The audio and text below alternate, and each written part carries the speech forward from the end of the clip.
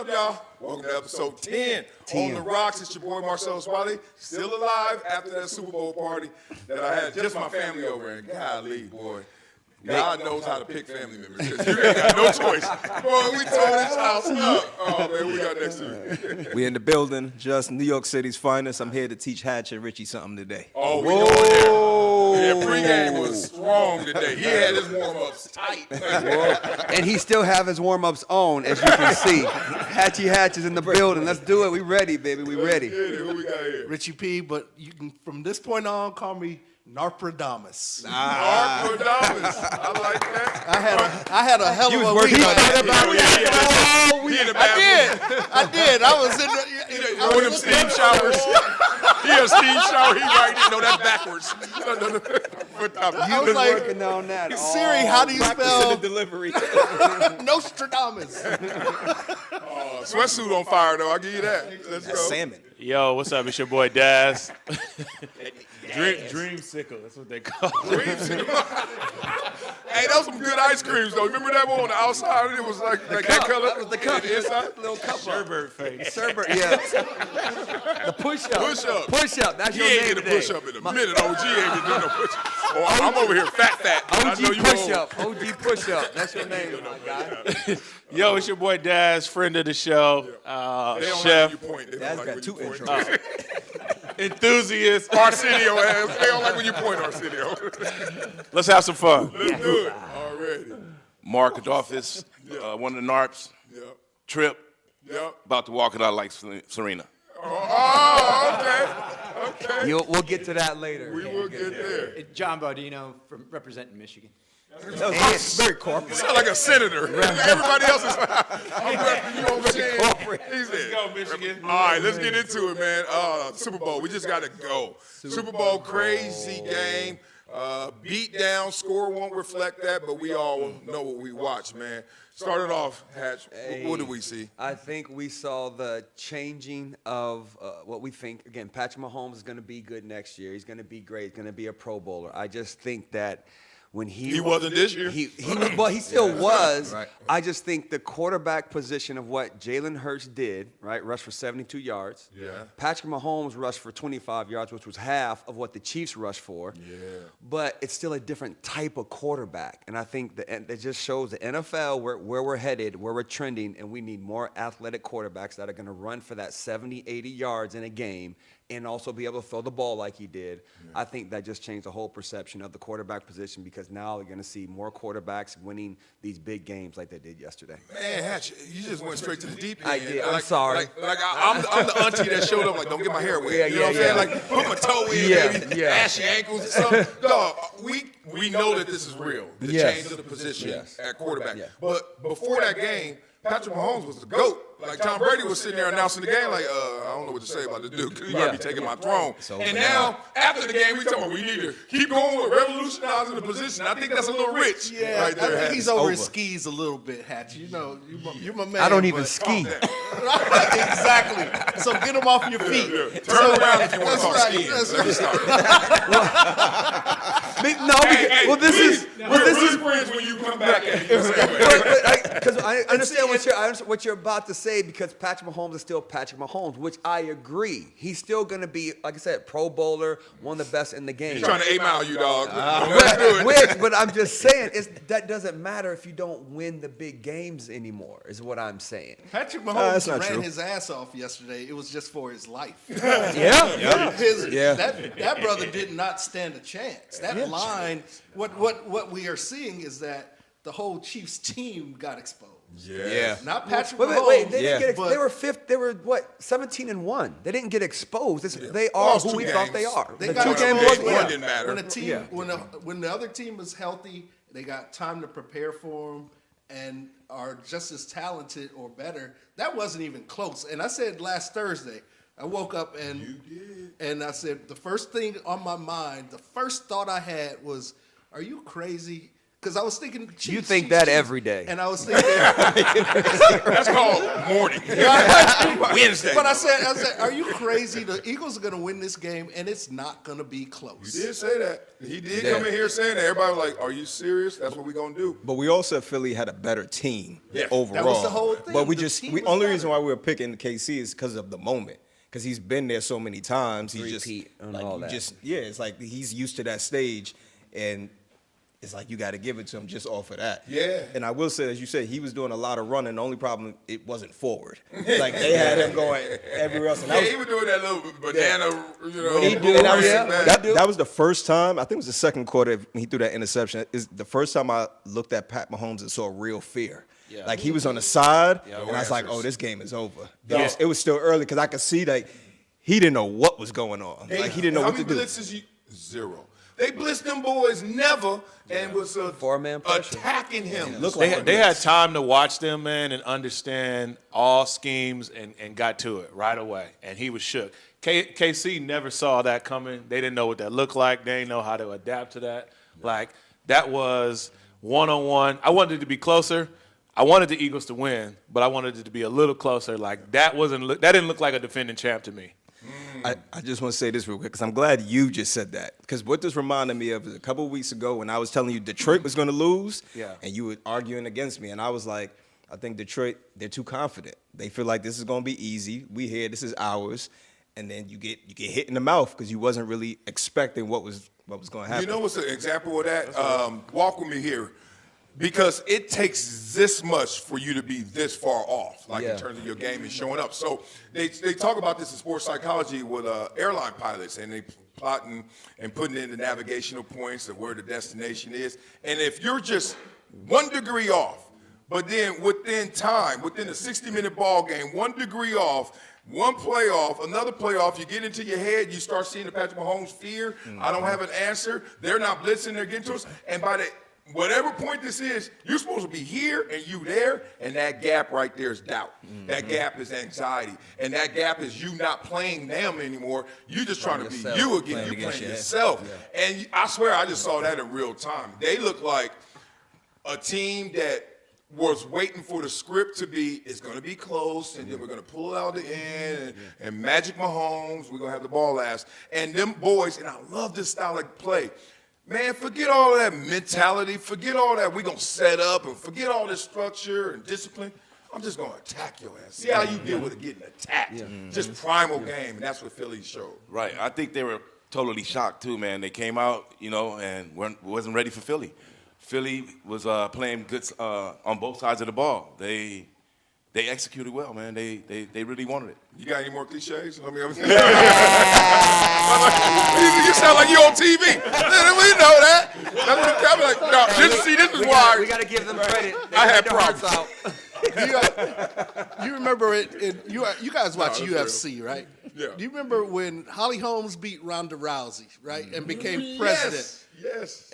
Became champion. But then her next fight was Amanda Nunes, the girl from Brazil. Yeah. And Amanda Nunes hit Holly Holmes so hard in her mouth that her face changed. And you knew she didn't want no more. She was like, oh, this is different than how I thought it was going to be. This dog ain't trained. Like in The Wire when my man said, you thought it was one way, but it's the other way. Yeah. It was the other way.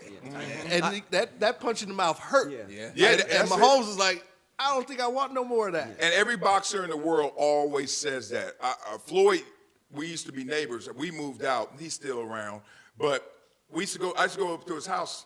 There's some good stories here, too. And I'm sure he'll let it. He has a documentary coming out. It's going to be insane. I saw the trailer already. Crazy. But I remember after a Pacquiao fight, I was talking to him. I was like, how you know when you was going to beat him? Because Pacquiao still, even though with all those defeats, so quick, Pacquiao, kind of like that Mahomes mystique. Like, you got to respect it.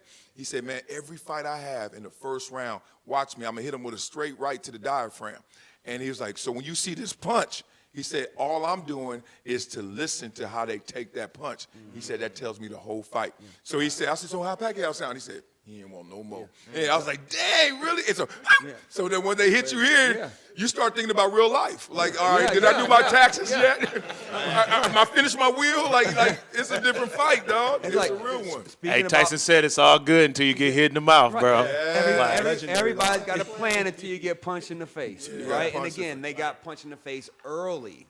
Like when Kansas City gets down early in games, they always think in the fourth quarter we'll still be okay. We'll be there. But they was up 17-0. They figured we go down and get this 7 right into the half. It's going to be 17-7, right where we want to be. Ooh. That interception makes that thing going into halftime at 24-0. That was the gut punch. It was over at that point. And then they came out and they didn't score, did they?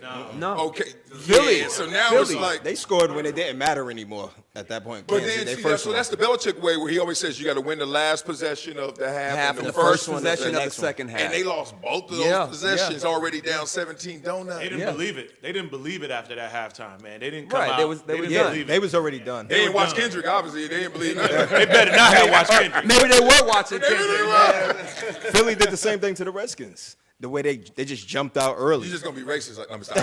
my fault. The Commander, sir. I'm on one today. And he roasted me when I said that. Yeah, remember No, that? no, it wasn't me. You represented James. Call me It an was old James. man. And It wasn't me. I know people. still follow that the get mad when you call them commanders. They're like, "Oh, you gave in." I'm like, "What you mean give in? I don't care what you want me to call you out of respect. When I go home, I'm gonna call you Redskins." Yeah, that's what I remember. But yeah, they jumped on them early and literally did the same thing to KC, and both teams, neither could recover from that impact. Dog, we've all played, and we've all been on both sides of that. Where that 1 degree of confidence turns to arrogance, cockiness, and you also been that, oh, they don't know. We about to go up in there and get that. And they think we down. Oh, they think they got. They think it's sweet. They think it's sweet. Oh, it's no better feeling in sports than bringing that home. I think, again, going back to what Jalen Hurts and the leading of the loss from 2 years ago in the Super Bowl, I think that was the biggest difference of this whole game. Their mentality was the same exact mentality of the Kansas City Chiefs. I really thought they were just as confident as the Kansas City Chiefs. They just played it a little bit different because they had never won it before. And that little bit of hunger, that 1 degree of hunger, keep going that way, and then that 1 degree of doubt for the Chiefs. And, of course, I think that's why you get the 40-22 game. You know what? Another matchup I thought about was the Lakers versus the Pistons 04? in 04. Yeah, which era? Because the Lakers thought that they were going to win automatically. Yeah, yep. And the Pistons came out and they punched them in the mouth from the start, and they never let up, and the Lakers never stopped being woozy. Dare I say the Pistons, because I remember more names. Was that a better team, even though it was top heavy with the Lakers, like Shaq and Kobe? But better team? I don't think Better it was a better team. team. It was a better team. Chemistry. Better chemistry, better team. Better defensively. Better Better defensively. team, though. At that time, the Pistons had been to the Eastern Conference Finals like 5 years in a row. So they were just balling. They swept the Lakers that year, I think. We won one? Yeah, but that's when they had Gary it's a Payton, Karl gentleman's Malone, the moral whole victory? thing. Yeah. Gentleman's suite. There go. You Check this take out. moral victories? That's what you do? Okay. Better team don't Also, mean that was better, when better Kobe chemistry. and Shaq wasn't on good terms too. That's what I they said, had chemistry. Malone. They had GP. We on ain't the team. giving here. No, don't do that. Wait a minute. Do that. Don't act like they ain't win on Don't bad do terms that. either. I hate when they do that. Oh, they ain't like each other. Right. I had to say not liking each other. You No. want to go last against week. another team that is just as good. Yeah. So like it shows up. Yeah, the talent got you to this point until you face other talent. Right. You And know, that's when chemistry came into play. Chemistry Because, is a but I big don't think part they of were it. the better team. I just think they had better chemistry. Let me as a have team. good and chemistry, they have you're a better less- team. They have less water. Lakers have better players. But you're taking in less water when you're the Lakers of that time. You're the Chiefs right now because your whole 2 weeks is dealing with, since you've been here and you can handle it and you've succeeded, now let's just throw all these other storylines at you, such as Taylor Swift, such as are you going to play again, are you going to retire, such as how great are you, you're all ready to go, like, and Nothing to do with the game. nothing, and then the Eagles coming in and they're like, well, you ain't supposed to be here, so we ain't got no questions for you, really. And we don't have nothing to lose. Yeah. The Chiefs, the Eagles had nothing to lose. The Chiefs had everything to lose. Eagles had nothing to lose. Meaning, the pressure was on the Chiefs to do the three-peat. Eagles came in to ball out. They like, we have nothing to lose. I feel like that pressure went against them because they wanted to win. They wanted to do the three-peat, first team in NFL to do it. The whole thing, presidents in the building. like that went against him. I won't say it's pressure from a professional athlete perspective. I'll just say it's part of the unfocused. Again, all of those conversations for 2 weeks had nothing to do with ball. Nothing. And then the Eagles, all their conversations had everything to do with ball. And it's that 1%. They just kept going this way, that hunger and saying, we got to get this one, all that. But again, You're not going to call it 1 degree like I did? I call it 1 degree, yeah. You'll keep We'll keep going doing that because I love the analogy because that's how you get off track. Oh, yeah. And that's how you can get on track. Oh, yeah. Which to me, it's a whole different track because you're going this way. But I think they were just going in 2 separate ways. I will say Hurts has something to lose because he's talked about it enough where that the media and their opinion has been playing in his mind of how they always getting on him. So, yeah, the Chiefs had more to lose, but I know, like, he's on that stage, and it's like, I'm trying to prove a point because I don't want to hear these conversations. I already lost one. They've been on me. Even when I'm winning, I don't want to hear this again. To that point, You're still gonna I had a hear it. conversation yesterday, and I want to hear what you guys think. Does Jalen Hurts winning this Super Bowl classify him as a better quarterback than Jackson and Allen? Hell no. Hell no. Whoever is about to have this conversation about Jalen Hurts for the next 6 months, just stop it. It's just stupid. Respectfully. Now So it doesn't put him as a better won, quarterback. and he's the better quarterback. No, if he wouldn't have won, he's still a bad quarterback. All of it's irrelevant. He still has 10 years left. He's still going to get another Super Bowl. He's going to make $500 million. He's still changing the whole trajectory of the position in the NFL. Don't grandfather the Hold on. conversation. It's all If he wins another one, it changes the conversation. His kids Hold will be on. successful. No, If he because wins another one, that what changes they're the conversation, saying, though. What they're saying don't is think he's so? still not. I'm listening, but no. No. Well, Because first of all, so he's rings still don't the matter? Same guy. We respect you, but don't you ever skip past 10 years of this show. Come on, he's gonna have $500 million. This kid's gonna be fine. You don't think he's going? Okay. I don't think he surpasses them. I give y'all. We were in basketball, so in basketball you get credit for the rings, but you Yeah. got to be the alpha, the 1A, the dog. Sure. If you're number 2, they look at that ring and give you like 60% on the dollar, right? Yes. So watch that game. Saquon handoff. Damn, they really gonna try and stop Saquon handoff. This ain't it. Yeah. Jalen was like, okay, this game is all on me. All on me. And he knows that. Yes. And he's like, okay, if I don't take over through my arm and through mobility, Yes. they gonna destroy me. Yeah. Now, here's the difference. You look at that wall, that's 1A. You look at that wall, that's 1A. No matter what running back they bring in there, it's Lamar Jackson, because when he's not there, it does not go. So until Jalen Hurts is 1A on his team, he's not going to no. get the same respect as those two guys. No. You think he closed the gap yesterday? Absolutely. Not. Because I'm here for you. because you want it playing like Jalen. People have to understand it's not going to Like look Jalen? like he played like himself. He's going to have 72 yards rushing. He's going to have the tush push for a How tub. many passing yards? Anybody remember? I forget, right? 2-something. Yeah. That's But the it Jalen game. wasn't flashy like him, right? He didn't do what Josh does, throwing the ball. But if, like you said, he gets another ring next year or in 2 years, and he's got 2 conversation before they changes. have This zero, is the Eli before they Manning have one. conversation. Eli got a ring. Eli get another ring. Eli got some good stats. We really don't believe in Eli. Got some bad stats. You know what? It's not about Eli. And then next thing you know, you stay stuck. Because until they Eli see... showed up Eli's when he counted going- and got 2 of them things. Yeah, but and got him against Brady. Okay, what more But do is you Eli want? considered better than some quarterbacks who have no rings? Absolutely. Yeah. Like And- Dan Marino? He's not better. Okay, that's my point. That's an But extreme you made my example. point. He's got That's like an Danny. extreme Danny's example. up Okay, here, okay. though. Who else? He got Phillip Rivers. Roethlisberger got- got rid. Damn, it's hard. I don't to know. So wait a minute. Here's Wait. Marcellus, I got an example for I'll you. take McNabb. Let me You take a give McNabb I'll give over you an Eli? example for you. I'll take Eli over McNabb. Do you know how many interceptions Eli threw? You know how many rings Eli got? I got a Eli perfect showed up. Jalen Hurts analogy. Oh, let's hear. Jim McMahon. Get out. No, Get that's out. so- What? Get out. No, Jim McMahon was no, it's invented. not. No. Jim McMahon. I get No. his variables No. are correct. No. It's No. Walter Payton and The then toughness. defense. Walter Yeah, Payton, yeah, you got yeah. the best defense Yeah. that's sworn. That was the best defensive performance I've seen since the Bears. Yeah. In that, but Not you have since the you Bears, had But Yes, it Jalen's was a good. better quarterback. He's a than better McMahon. thrower. Don't He's you a think? better everything. Wait a minute now. Stop. Jalen's a better runner. And but he's a better Jalen was not thrower. a better thrower. Jim McMahon was damn good. And Jalen's And not. Jalen Hurts is damn good. Exactly. I give it to you. I give it to you. I won't want to argue and go down that rabbit hole, but we know there's a quarterback who is not regarded top tier, who gives you top tier results. So therefore, we want to say he's like the rest of those guys. But really, which guy are you going to take away to say he is? Yes. Go. Nobody. I mean, look, we go Mahomes still number one, right? Then you go Allen, Jackson. Those are the top three. Burrow is right there. And then who's next? It's Wait, you didn't say like Herbert. You didn't say Jalen Hurts. Herbert for me, I don't want to get into a selfish conversation.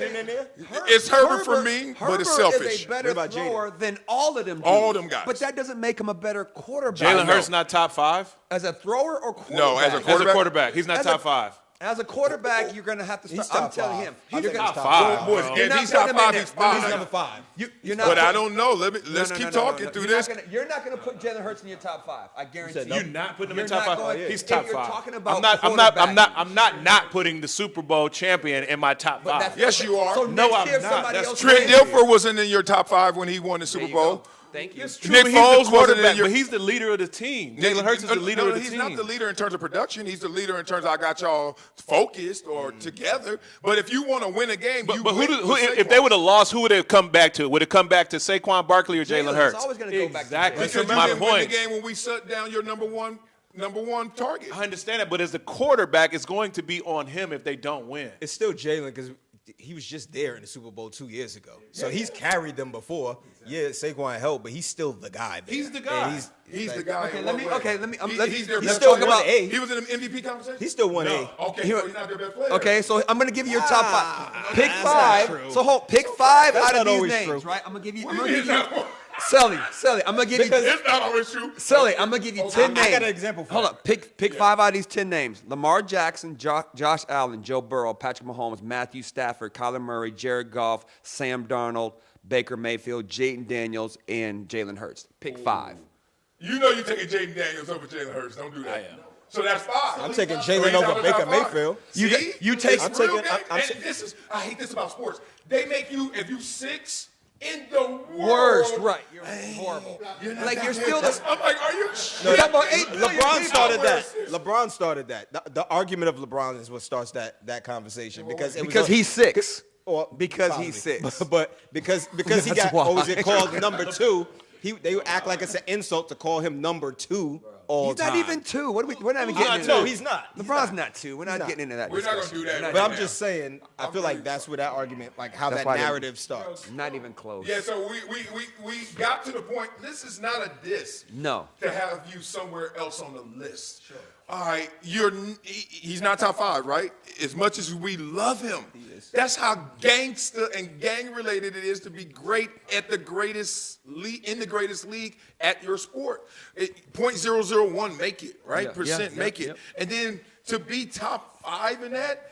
Super Bowl win is not enough, especially when the game plan was stop the other guy and then make him beat us. Oh, he can? Good for him. Bad for us. That's not flattering to me. If someone walks in the game and they said, you know what? We're going to double team Bruce, so let Wiley single block Wiley him. go, yeah. And if he gets to the quarterback, Great, big great. deal, yeah. I don't feel like I'm the best player on the team. It's Bruce. Yeah, yeah. And they literally said, stop Saquon. Go ahead, Jalen. And Jalen went ahead. I like it. When they would He's still double, top 5. they would double. Yeah. You still- That all right. sounded good, but All he's right, top all right, who's your top 5 real quick? Go. It'd be Mahomes. I'm gonna get Mahomes, Jackson, Allen. This doesn't take that long, that part. Come on. No, Right. I'm trying to think who I put number 4. I got Jalen at number 5. I'm trying to figure out who I want at 4. Man, Kyler Murray. You have I'd say- He's better than Joe Burrow. Hey, it has to. See? Yes. I think he's better than Burrow. I think he's better than Burrow. No, So this is Hold the on, wait. argument. Hey, Marcellus. This is the argument I was saying. better than Burrow. He can be 6 or he can be 2. He's still going to get all of those things. He's going to get his $500 million. He's going to get another Super Bowl ring. He just talking got about that he money. just got He want that money. 220. Oh, we know he's going to get his food. So he's gonna get his money. And he's gonna get another ring, but he still will not go above these guys. Is what I'm saying. And I'm agreeing That's with what you. I'm saying. He's That's but crazy, he's though. still We gonna don't say- That's get. crazy, though. Unless he, Why I should said he be unless he alone? gets We're another not all one. saying it. No, the only way it changed, I said if he gets another one, then the conversation might have to shift. How does he get the other one? if he's the lead dog, because you can have look. This is the Robert Ory conversation. No. Robert wasn't the same conversation. You know what it is? Robert wasn't the leader of his team. This is the Shaq-Kobe conversation. Yeah. Will Kobe get another one if Shaq leaves? Right. Will he get one if Saquon leaves? We already got one before Saquon got there, so he got it. But he got to the bowl. So Yeah. if Saquon, Which let's is why say you gotta he give only that to plays 10 games next year and he's injured for the Super Bowl and they go win it again, he will be looked at in a different light, for sure. Now, how would you say? I wish. How would you say that Josh Allen and Lamar Jackson would be ahead of Jalen Hurts? And they've never been there. Because it's not about the team game. Yeah, it's not about one game. There have Is been what he's teams saying. that got there with no quarterback. Facts. Being real, that Facts. Trent Dilfer, they would say, and that's my guy, but my still, guy. that's the facts. Rex, there have been guys who got there, and there are guys who won who ain't the quarterback. So we got to know that quarterback wins is not a individual stat. No. It's an actual team stat. You could go out there, as we saw, it was 40-22. If you're Patrick Mahomes, this is one excuse he can make. Ain't no way I'm supposed to win that game. We gave up 40. In the NFL, they say if you give up 21 or more, you're asking for a loss, right? If you give up under that, every quarterback is like, dog, y'all did y'all part. Right. So they scored 22, and Late 22. It could have been 22-21 in the ideal sense of our defense showed up. Yes. But y'all gave up 40, Yes. and you gave up 24 in the first half. Yeah. That's not even on Patrick Mahomes, but he didn't get him in sync. Is it on Patrick Mahomes because he's the one that threw the pick at the end of the second half, and he threw a pick six in the first half? He wasn't playing great. They didn't have a run game. I think, again, it's not the Chiefs what we are used to the Chiefs being. Remember, they used to throw the ball down the field, take shots, score 40. They're not doing that. They have to have a complementary run game. Hence, that's why Patrick Mahomes is not the old Patrick Mahomes. He can't do it by himself anymore. Yeah. He's got to have a run game, and the other running backs ran for 24 yards. Patrick ran for 25. They're not going to win games like that. But that's a flip of their formula. Their formula Right. 3 years ago, they were the #1 offense, #1 points yards. Then they went, we're dipping down. Defense became top 5. There you go. Defense has been leading this team for the last 2 years. Yes. And people haven't given that narrative or that headline credit. They haven't given it enough fuel. Right. So now you see it. When you see the exposure and them losing like that, immediately you point at Patrick Mahomes not respecting. There's been a philosophical change in this team and how they go about business. And more importantly, athletes, us talking.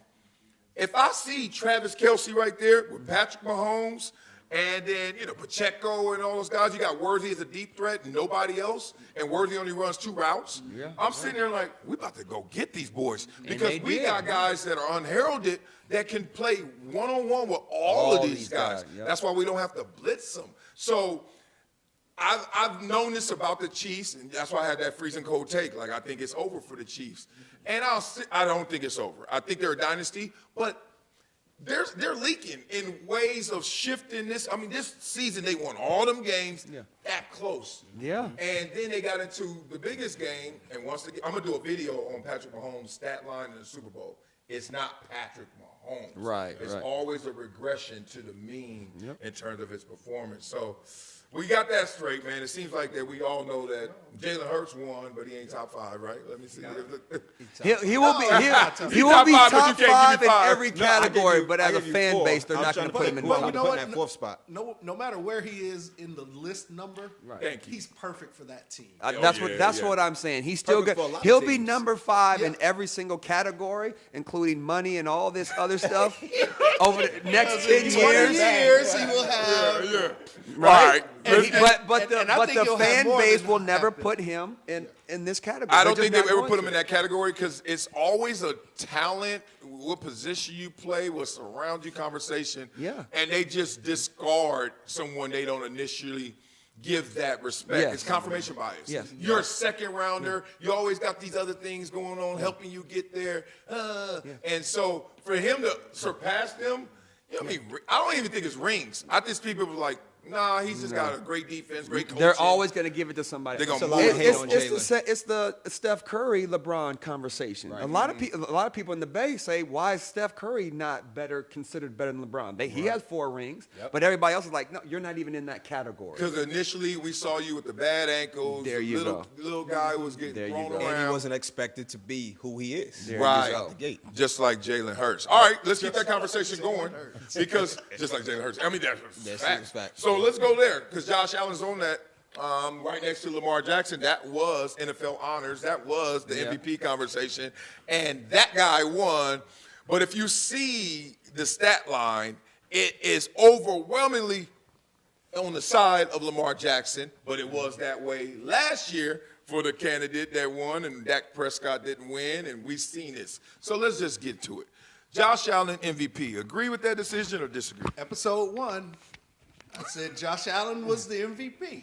Why? Because, at least to my eyes, he does more. He was doing more with less. Yeah. Okay. And whether that's fair, Anytime you can't say it clean, I always you don't believe this. I You don't believe what you say. I'm just saying, I know how well you believe what speak. you say. Like, man, you're eloquent. I think he led a team that is not nearly as talented, just further than Lamar. And Lamar's numbers, if you just go by the numbers, it was a no-brainer. But my eye test said that Josh Allen was more valuable. Don't you usually wear glasses too? Contacts, right? Okay, all right. Matt, I think it's the same thing as the using the basketball reference. It's the Jokic conversation. Guy wins, and you just get tired of seeing that guy win. Yeah. So it's like, you know what? We want to go this direction because he's winning too many. I think it's as simple, right? It's as simple as that. I still think Saquon Barkley should have won. He had an amazing season. He should have been, if he would have broke that record, he definitely should have won. Oh, if we're fifth, we all be lit. This is true. This is true. This is true. That was his choice. This is true. No, this is true. This is true. He said coach told him not to do it. But yeah. But and he came out with fresh legs, and it made sense, right? I agree with you. I can get a record and still be fresh, coach. Yeah. But he should have won the MVP with that season. Performance. I agree with you. I think the NFL's initiative does not want a running back to win the NFL MVP because that changes the whole dynamic. They got to get paid now, blah, and they don't want to see that right now. It's going to be a quarterback. Always going to be a quarterback. Casual fans do not Until come to want. the games for running backs. They don't. Not anymore. These kids do not know these running backs. And even if they do, you can go blind taste test to kids who don't even like football. Name the quarterback of that team. They know it. Name the running back, and it could be a better running back than quarterback. And they won't even know. I get it. Does that change though when you have an amazing Saquon Barkley who's breaking records and running all these? For years upon years, yes. For 1 year, no. I think Saquon could have changed that this year had he won. No. Had he got that No. the title and got MVP, I think he could have shifted that conversation. No, he could to have make shifted that kids more conversation into if he would have running went backs. for 200 yesterday, but he didn't. Because now they're saying ring. they can take you out at any time. Every general manager is saying, see, we don't need a running back. We can do it without a great running back. He averaged 2 yards a carry yesterday. He's still Saquon Barkley. Yeah. He still went for 2,000, but we know a defense can take out a great back at any time. Yeah, but that's pretzel logic. What? Because Wait a pretzel minute. logic. I don't Well, know. before I don't know what that is. before the color line was broken, that's how they used to talk. Old No, ass. that's pretzel logic. Because you chose to take out Saquon, but you got toasted on everything else. Yes, that's the whole point. So that's not a good strategy. No, it's That's what he said. That's what they do, though. No, I'm what saying, he's- but that still keeps the value because the defense focused on Saquon. Well, they couldn't focus on everybody else, which led to big plays. This is really an indictment on Jalen Hurts. This is really going to hurt. Okay. I say no and no. Running backs will never have their day again because the evolution of the game, the evolution of the position, is all built off of this. What's the path of least resistance? That's throwing the football. On every single passing play, someone's open. It's up to the quarterback, up to the scheme to find them. On running plays, the best running back in the game averages 5-ish yards per carry. The worst receivers in the game average 6-7 yards per catch. So if you ever want to just blindly get 6-7 yards, you do not run the football. So what happened is that position started to catch up to analytics. Smart people got into the building. They said, we're going for it on 4th down. Hey, running backs, y'all, it's kind of hard for y'all to get the first downs. We're going to throw it, play the analytics game, shoot threes. Let me finish. So then you get into the Super Bowl. This is why it hurts Jalen Hurts. They know if you got a quarterback, we in trouble. Yes. They said, we question their quarterback. We're going to take away their running game. And then if they beat us with a quarterback, so be it. And that is not how the algorithm is supposed to go. You're supposed to have a top-tier quarterback, and you got to play zone and hope he can just methodically take you down the field. They didn't even do that. They played man, challenging Saquon, saying, you ain't going nowhere. Your turn, Jalen. Jalen answered the bell, but that's to the point where running backs are not the answer, and they thought Jalen Hurts wouldn't be the answer, and he was. But has this changed the landscape of the NFL with his breakout season, meaning that you don't need a running back? I feel like Derrick Henry been doing this. Yeah, and what's changed? Anything. That's a good point. And next year there will be a running back that goes for 1,800. It's not going to change it. It's got to be like 10 of them do it, and then we'll be like, okay, maybe we're missing something. But when one does it, that's what's supposed to happen in the NFL. Dog, how many times we saw Saquon 6 or 7 times go for 70 yards this year? Yeah. Insane. Yeah. Do you know how many games you've seen? Like, just Justin Jefferson comes to mind. How many times I've seen that dude running for 70, 80 yards? Just like, it's like every week. Every week a receiver just, and even a receiver, listen to this, 7 catches, 130. Saquon goes for 130. How many carries? 25. Catches, I mean, 28 runs.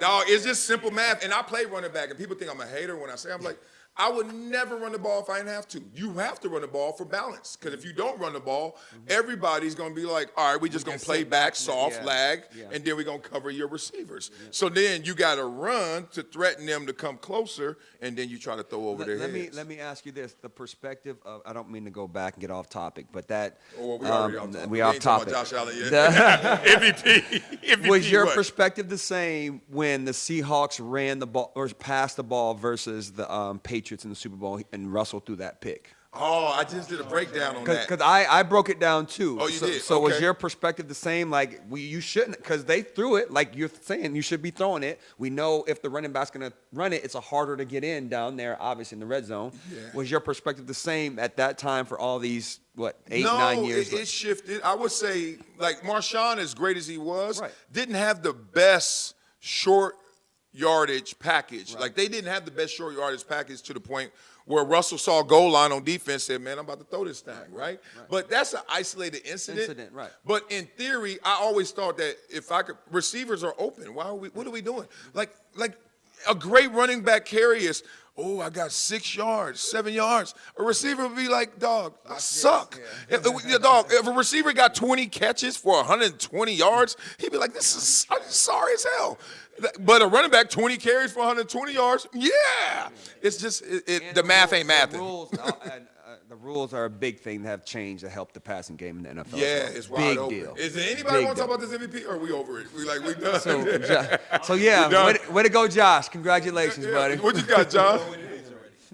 Everything I agree with quarterback, they've got to be MVP. I mean, having someone else, the quarterback's job is not just to throw the ball. It's to read everything. It's on and off the field to really bring people together. Because if you're not, because you got to recognize when your guys are not in the right headspace, you go somewhere else. You're calling these plays based on what you're seeing and how everyone's performing. And what really got into on the Chiefs side, you had Mahomes, who didn't have anyone he could pump up because he was back. You had Kelsey, who he was in his own head, figuring out if he's going to go propose or something. Anymore, and so the quarterback's got to be the one who can read it and move. And What we saw was Patrick Mahomes pressing. The quarterbacks, and again, I don't know if you guys know this, but every Super Bowl winning quarterback has came from a 2-parent household. So when you talk about the character and mindset and relationship builder a quarterback is, that's why it is the most important position in all the sports. I hope that is a fact. Yeah. It is. Yes. Yeah. That is deep. Yeah. Cut It through is. all the It BS is. and the racial lines and the position and what's your attributes. Are you a runner, mobile? Like, dog, you got your mama and daddy at home to teach you how to be a leader, a man out there. That is insane. Yeah. And it's funny, we're going to talk about that later in the show about Jalen Hurts and his upbringing. and how we respond to that in terms of him having 2 parents in the home, raising your kids in Affluence, all those kind of things. But let's get to what everybody was, it seemed like, you always the last one. Won't you just, you got bad body language. Like, we just, yeah, we go. Yeah, exactly. He did blame you. He got bad body language. He like this. No, I was letting you cook. I didn't know you was going to switch it. no, we got him. But when you talked about quarterback and leadership, did you see the clip when Mahomes is going down the sideline, dapping everybody up? And what's his name? Is it Perino? The receiver. What's his name? Pacheco, a running back? I mean, who was it? Is it? This might have been run before, huh? No. But he dapped up everybody else. He dapped up everybody, and then he got up to dap up Mahomes, and Mahomes looked at him and just walked past him. Pacheco? Yeah. Maybe he missed the blitz. Probably But they wasn't said, helping. but he had dropped the pass Oh, no, early in blitz. They didn't blitz him. He dropped Maybe the pass earlier in the game, Oh. and there was a lot of attention on that. The fact that he went down everybody in the offense. I didn't see that. Did you see that? No, it wasn't Hopkins. Hop did drop that pass, though. But it wasn't Hopkins that he did it. But I brought that up solely for the leadership point. Yeah. Like when you win and you dapping up everybody, but then when you're in a situation where your back's against the wall, and I'm gonna assume that he did it. He's not that but bad. it looked bad But on camera. for the case of the show, he did, and that's wrong. And damn you, Patrick Mahomes. And he's the worst No, ever. I will say this: Patrick Mahomes was pressing. See, they didn't have enough. The line moves every time in terms of qualifying talent. That's why it's so difficult to talk to people who don't make it to the league or don't ball out in the league, because the line keeps moving, right? Yep. You could get some stats if you could be a lesser player. Like, and this is going to sound crazy, I like him. Austin Eckler is a good player. Yes. In the right position, in the right situation, he's an amazing player. Yep. And then you get him somewhere else, it's like, oh, he's just another running back. You know what I mean? Who can catch, like, and there's so many guys System like that. players. System, Yes. like 90% 98% of the guys in the NFL are system Raise your hand players. if you're a system player. Yes, Yeah. it's okay. I could go get some, but I need somebody else to get some with me. Yeah. Patrick Mahomes didn't have somebody else getting it with him yesterday. Right. And you saw the pressing. Those interceptions, him throwing it across his body, still getting hit, is because he already made the mental calculation. And we talked about this, y'all. All on me. He made that calculation. This all on me. Because, look, I love you, Travis. You ain't got it no more like that. Now, these young boys are running with you everywhere you go. And, look, I ain't got nobody out there fast except Worthy. But Worthy going to run the same routes because he's young. Okay. And remember we had Juju's older. Juju's He's, older. He don't get off anybody. No, he don't no. get separated. Remember we had the conversation about taking the back seat. This was the LeBron, Dwayne Wade. This was the Steph Curry, Kevin Durant. And I told y'all, no one takes the back seat on purpose. You get forced there. It's the same mindset that Patrick Mahomes couldn't lie to himself. I ain't got it. They ain't got it. We in trouble, and you saw that on full display because he was playing so out of character. Because he knew he was really coming from it in a place of deficit. All right, can I transition? I'm messing with you. Yeah, buddy. Kendrick. Okay.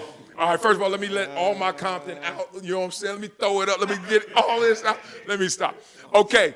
I intentionally watched that performance unbiased because every eye was on me. You're going to love it because it's Kendrick. And I'm like, I don't do that, and I don't like that. I want to judge it for what it was.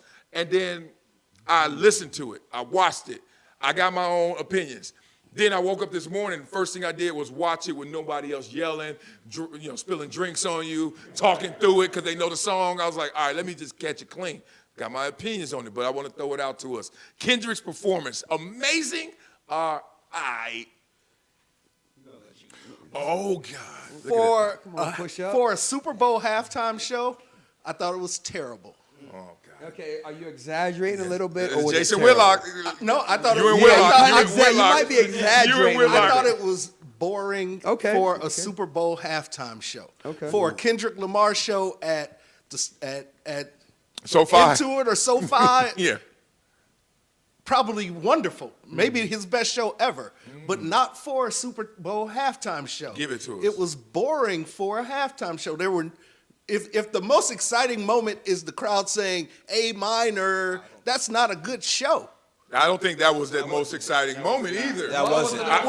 Serena throwing that thing up. Oh, it got me out my seat. It was multiple We've moments. seen Serena crip walk. She used to do it after her wins. Oh, it wasn't her doing it. It was, I didn't expect her to be there. Right. I expect her to be there, get shine, and do that, which has so much meaning to where he is in his career, where Drake is, where she is. Like, she's a mama. And she out there banging Compton, crip walking. But she dances in Beyonce videos too. Yeah. So that's more about where Serena's headspace is. But it added to the performance.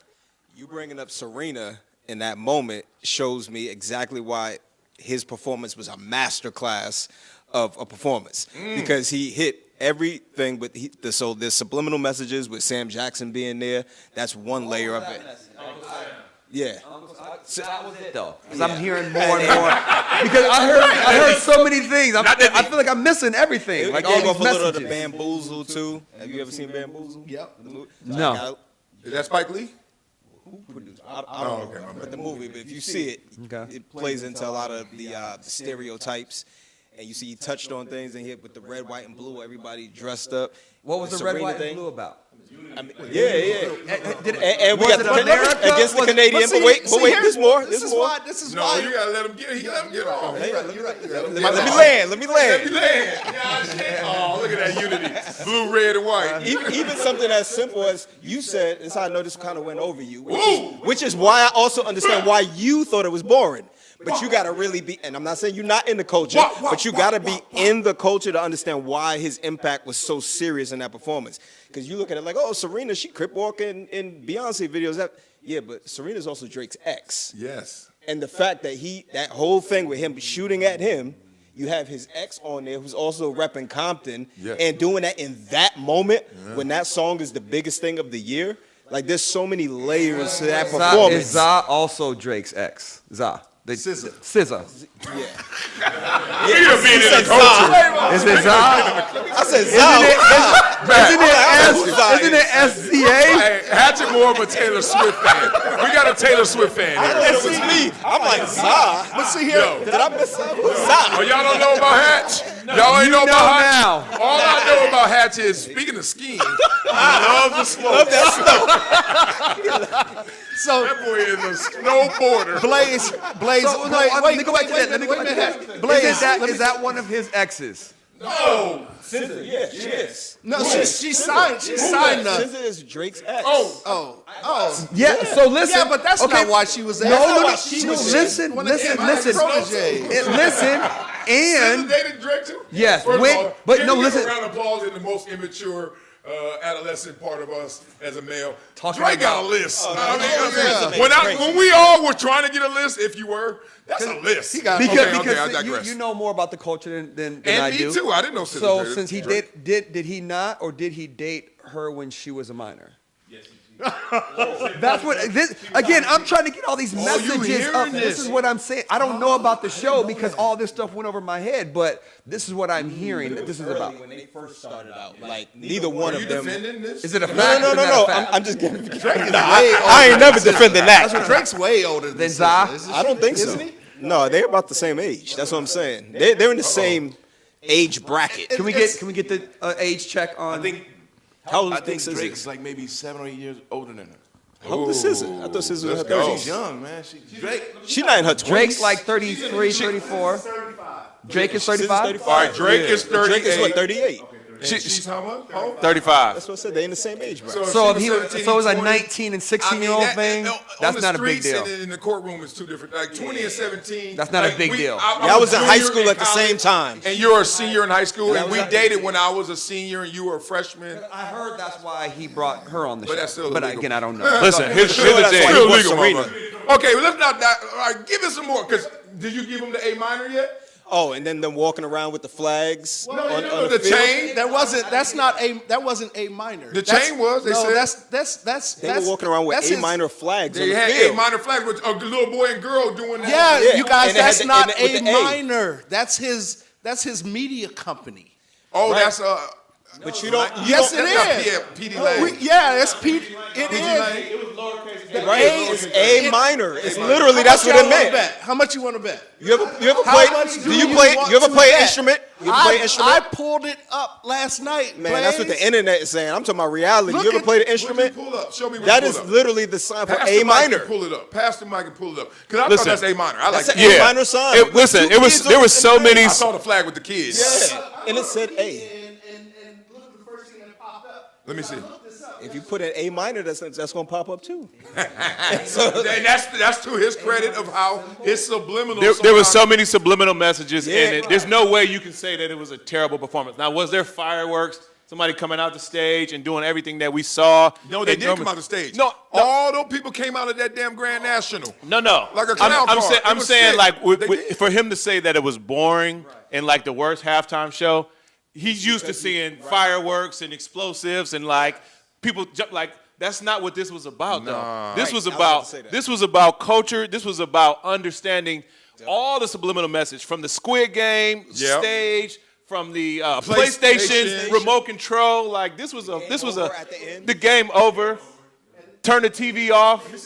Let me see. Turn the TV off. Like this was a whole thing. Game over when I turned Dude, it off. like What did that mean, though? What did it mean? Can I see it? It's taking you a while, Richie. because it's not true.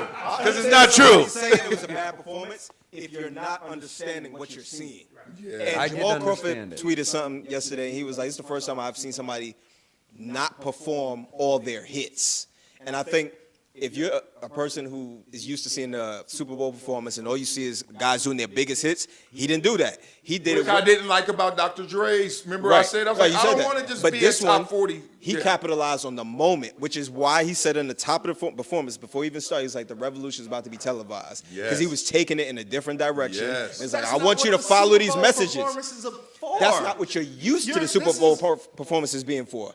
He was Exactly, doing, because he's you're changing the trying lane to- of it. You're trying to please a whole lot of audiences at the Super Bowl performance. That's everybody that's else the does. whole point of it. That's what everybody else That's a does. philosophical question. His point is, I'm not doing what I'm they not doing. doing what I'm they doing. it It's a my way. revolution. Yeah, I'm doing I it am my way. He changing said the things. revolution's about to be And televised. did you notice he did not give me the phone? Because I'm trying to find the right. What is it? What is He an old man. When you say, I what is the told y'all, revolution? it's not- that What is wasn't an A minor. But what is the revolution? If you say the revolution is about to be televised, Justin, it was- I'm doing it under my own narrative. I'm going to change this. I'm showing you that I'm doing it in this way.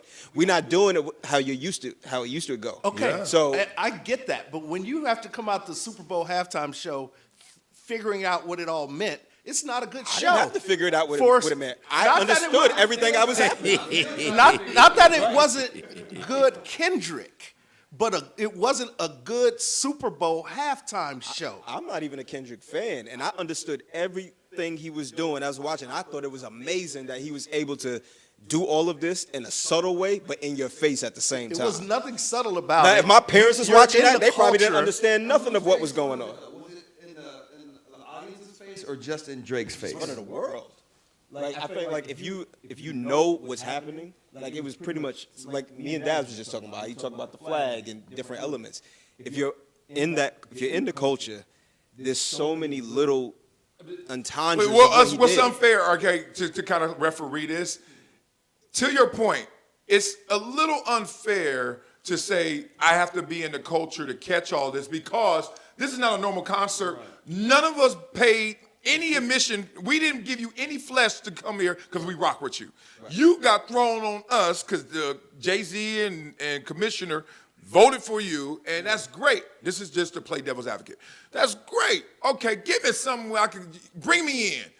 Damn it, it's Morse code. Damn it, it's one of those escape rooms, and I hate escape rooms. So you're making me think too much. Like I'm just trying to get a little more drunk. entertained. Yeah, okay. But to his point is, y'all chose me, Kendrick Lamar. You getting what I want you to get, exactly. and that right there as a statement alone sets you apart from almost everyone else who's ever performed. Now, that said, he also took it and gave you some hits, gave you some messages, and gave you some homework. And he said, if you really want to know what the next level artist is, and that's why he beat Drake, because Drake gave it to you simple. Hits, hits, hits, bye. If he would have done the Super Bowl ever, it would have been so simple. And he's like, I'm not that guy. And that's why I'm on top of that guy right now, who's been on top of this industry for a decade. Pause that. Yeah, all pauses. All pauses. But see, that's exactly why. That's exactly why. That's exactly why I don't think it was a great halftime. I thought it was for Kendrick, yes, but not for Super Bowl. So give me your little short Opposite list. of that, though. Because literally, if you're the person who doesn't understand all the mixed messages or whatever's going on, he gave you the hits. He just won a Grammy for Song of the Year. Yeah. He gave you the It's song. a So charcuterie this what you board. here He for. got something on there. Yeah. Just get the crackers, So, get the okay, damn He cheese. gave everybody something there. So let's. he done I'm put going to the glasses. specs. Damn. So got contacts was it and was it glasses better? on.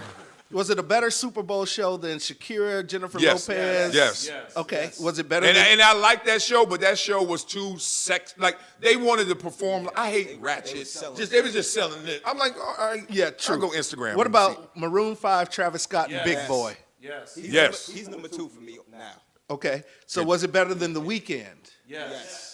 That was, I don't know, but Hell no. Weekend was damn good. Weekend was Weekend was after damn hit. good. It was a reaction Everybody to the is Weeknd like I was singing, reacting yesterday. and I didn't wake up the next morning and watch the Weekends again, but there was enough. There were enough because of those, you understood it. well, It partly resonated with you It the was first nothing to time. understand. the mirror, and there were enough memes made that night of the weekends. So was it better than Eminem, Dre, Snoop, and Kendrick Yes. and Yes. Mary J? Yes. It was better than that? Oh yeah, Yeah. Oh. It was better. and I'm from He's a it. West Coast representative. Yeah. If they saying it, that tells Yeah. you what it is. No, not necessarily. That's true. It was better. Look, my Not wife didn't necessarily. like it. She's Canadian. There's a little maybe Drake bias in there or not. But then there's bias for me to like it because I'm Kendrick Compton. I took both away and I said her main point was this: Drake is on top, and then he loses it to Kendrick. So now we think all things Kendrick is great, all things Kendrick is sweet, including a performance that she didn't really like. But she also didn't get any of it. She doesn't know the songs. She doesn't know the messages. And I'm like, who's at wrong? Who's at fault with that? Is it Kendrick or is it you, the viewer, trying to watch? That's your conversation. You just should not have to understand a culture to get entertained at the Super Bowl halftime, guys. That Super is Bowl- big songs, the too. Super Bowl He got goes a point to there because billion, you haven't given me a billion name people. yet. You haven't given me a name yet that I really. All right, Bruno Usher. Mars. No. I know Usher. Bruno Mars, who I love, Bruno. and I understand him. But if I didn't, I could just watch that and be like, that's great. That's great. There's a population that couldn't watch Kendrick and say that. But that's what I'm saying. Like you're arguing against yourself because you're saying, oh well, you got to figure this out. If you don't know that artist's songs, then it doesn't matter. Like that when I forget, was it Taylor Swift that performed some years ago? Did she? Whoever it was somebody, and I didn't know the songs, but that demographic and audience was like, oh, it was amazing to me. Rihanna No, it wasn't wasn't Rihanna. good. I know No, Rihanna. Lady Gaga Rihanna wasn't good. performed, and Katy Perry performed. And you couldn't tell a woman that Rihanna's wasn't good. She pregnant and doing that. I was like, she should have stayed home and took care of that baby. But that was But that horrible. theory, what you're saying about That a do bunch not of people. ever jog across my stage again talking about I'm running. Every artist, everybody's not going to know every artist's song. So That's every fact. year at the Super Bowl, there's always going to be Yeah. a crowd that doesn't know their If music. you're universal, Does that mean that yep. that performance wasn't good? True, because Dr. Dre, a lot of people don't know Dr. Dre and Snoop songs and Eminem. Well, they know Eminem. And they know 50. Come on now, right? But they don't know You all know of Gin and Juice. But it was People hints know- of that. people It was know- just hints of it. People know all those But hits. we're talking about the overall performance. People know in the club. It's Yeah, they know them. It's Super Bowl. So you halftime wanted the But show. Kendrick jukebox. performed his I want hits. the You wanted the jukebox. jukebox, not the third crate from the DJ Exactly. who just got his That's first exactly, gig. He that's performed the exactly biggest right. song of the year. Yeah, That's I hear you. exactly right. He didn't want the DJ crate. That's Like, exactly I'm about No, I to get drop that. this on you. I get That's that, but exactly. he did play even- big songs. But even the way they did the biggest song, it wasn't in a big rebel rousing way where everybody I was. disagree with that. I think he built up to it. Like he teased it for a second. think they slowed the and he was like, tempo "Oh, he down. about to do You it." gotta And they, share. You gotta share. You He's need like, to no, slow we're your not roll, gonna homie. If you look, if I always do this. if you're looking for performance then I can understand your argument saying that it wasn't like you didn't sit there and you weren't entertained like a Michael You didn't watch Jackson the 100 people with him? Yeah. They were doing all that. Dude, if you were in a home, You watched them. dude, if you were in a home when that song was playing, that understood it, kids were singing it, adults were singing it. It was like for everybody who is a Kendrick fan, but also just understanding the culture. It's the biggest song in the world right now. It's it was the the biggest song. It's the biggest moment culturally in the world, and the messaging behind that was just an extra stamp of approval of like why he's so dope. Because everybody before this thought Lil Wayne should have been there, Juvenile was in New Orleans. There was a whole debacle about why is Kendrick doing it. That showed why Kendrick is doing it. It showed his artistry. It showed like he took it to a whole nother level. It's like, I'm not even gonna give you guys any inclination of why I shouldn't be doing it, right? I'm showing you why I should be doing it. Okay, let's use, because one word I've heard from every single person who's loved this performance, culture. No one's ever explained it without using the word culture. So first, define culture, keep it real, and then two, why is that such a necessary key to unlock this? Because everybody. Define it first. Okay. I don't know the true definition of culture, right? Like, you know what I'm saying? Why we up here talking, man? Yeah. Hey, well, can you at least spell Turn my TV off. Black culture, hip hop culture. Yeah, it's a whole different thing, the definition of culture. But my point is this. No. We're trying to walk the ignorant down this. So first, define culture, and then talk your point, but let's define culture, and then let's get into I'm this grouping point. black culture, hip hop culture together because obviously hip hop is derived from black people. So I think it's that whole culture, even that whole debate is a cultural thing because Kendrick is trying to say like, hey, you're not from here, you're not even really one of us. So there's late, so it's late because he's mixed and things like that. He plays into that. So it was that whole thing is a cultural, it's race, it's where you from. Him not being from like Kendrick's from Compton. So, being from the hood kind of gets grouped into a certain culture. Mm-hmm. Drake's not from that world. Right. So when we talking about culture, I think it's all of those things grouped into one. Well, so if we talking definition, nobody knew this on here. Don't even front like you knew this definition. Why y'all laughing and shit? Like, don't act like you knew the real definition of culture. Because you never know. Like, hold on, you talking about defining it. Hey, hold on, I gotta get this joke out. Remember Boy in the Hood? He said, first of all, you don't know what the fuck I'll be motherfucking knowing. Nobody knew this definition while y'all all laughing. The arts and other manifestations of human intellectual achievement regarded collectively. That's what I said. It's culture. That's what I said. That's what Okay. However, so to that point, That's what I said.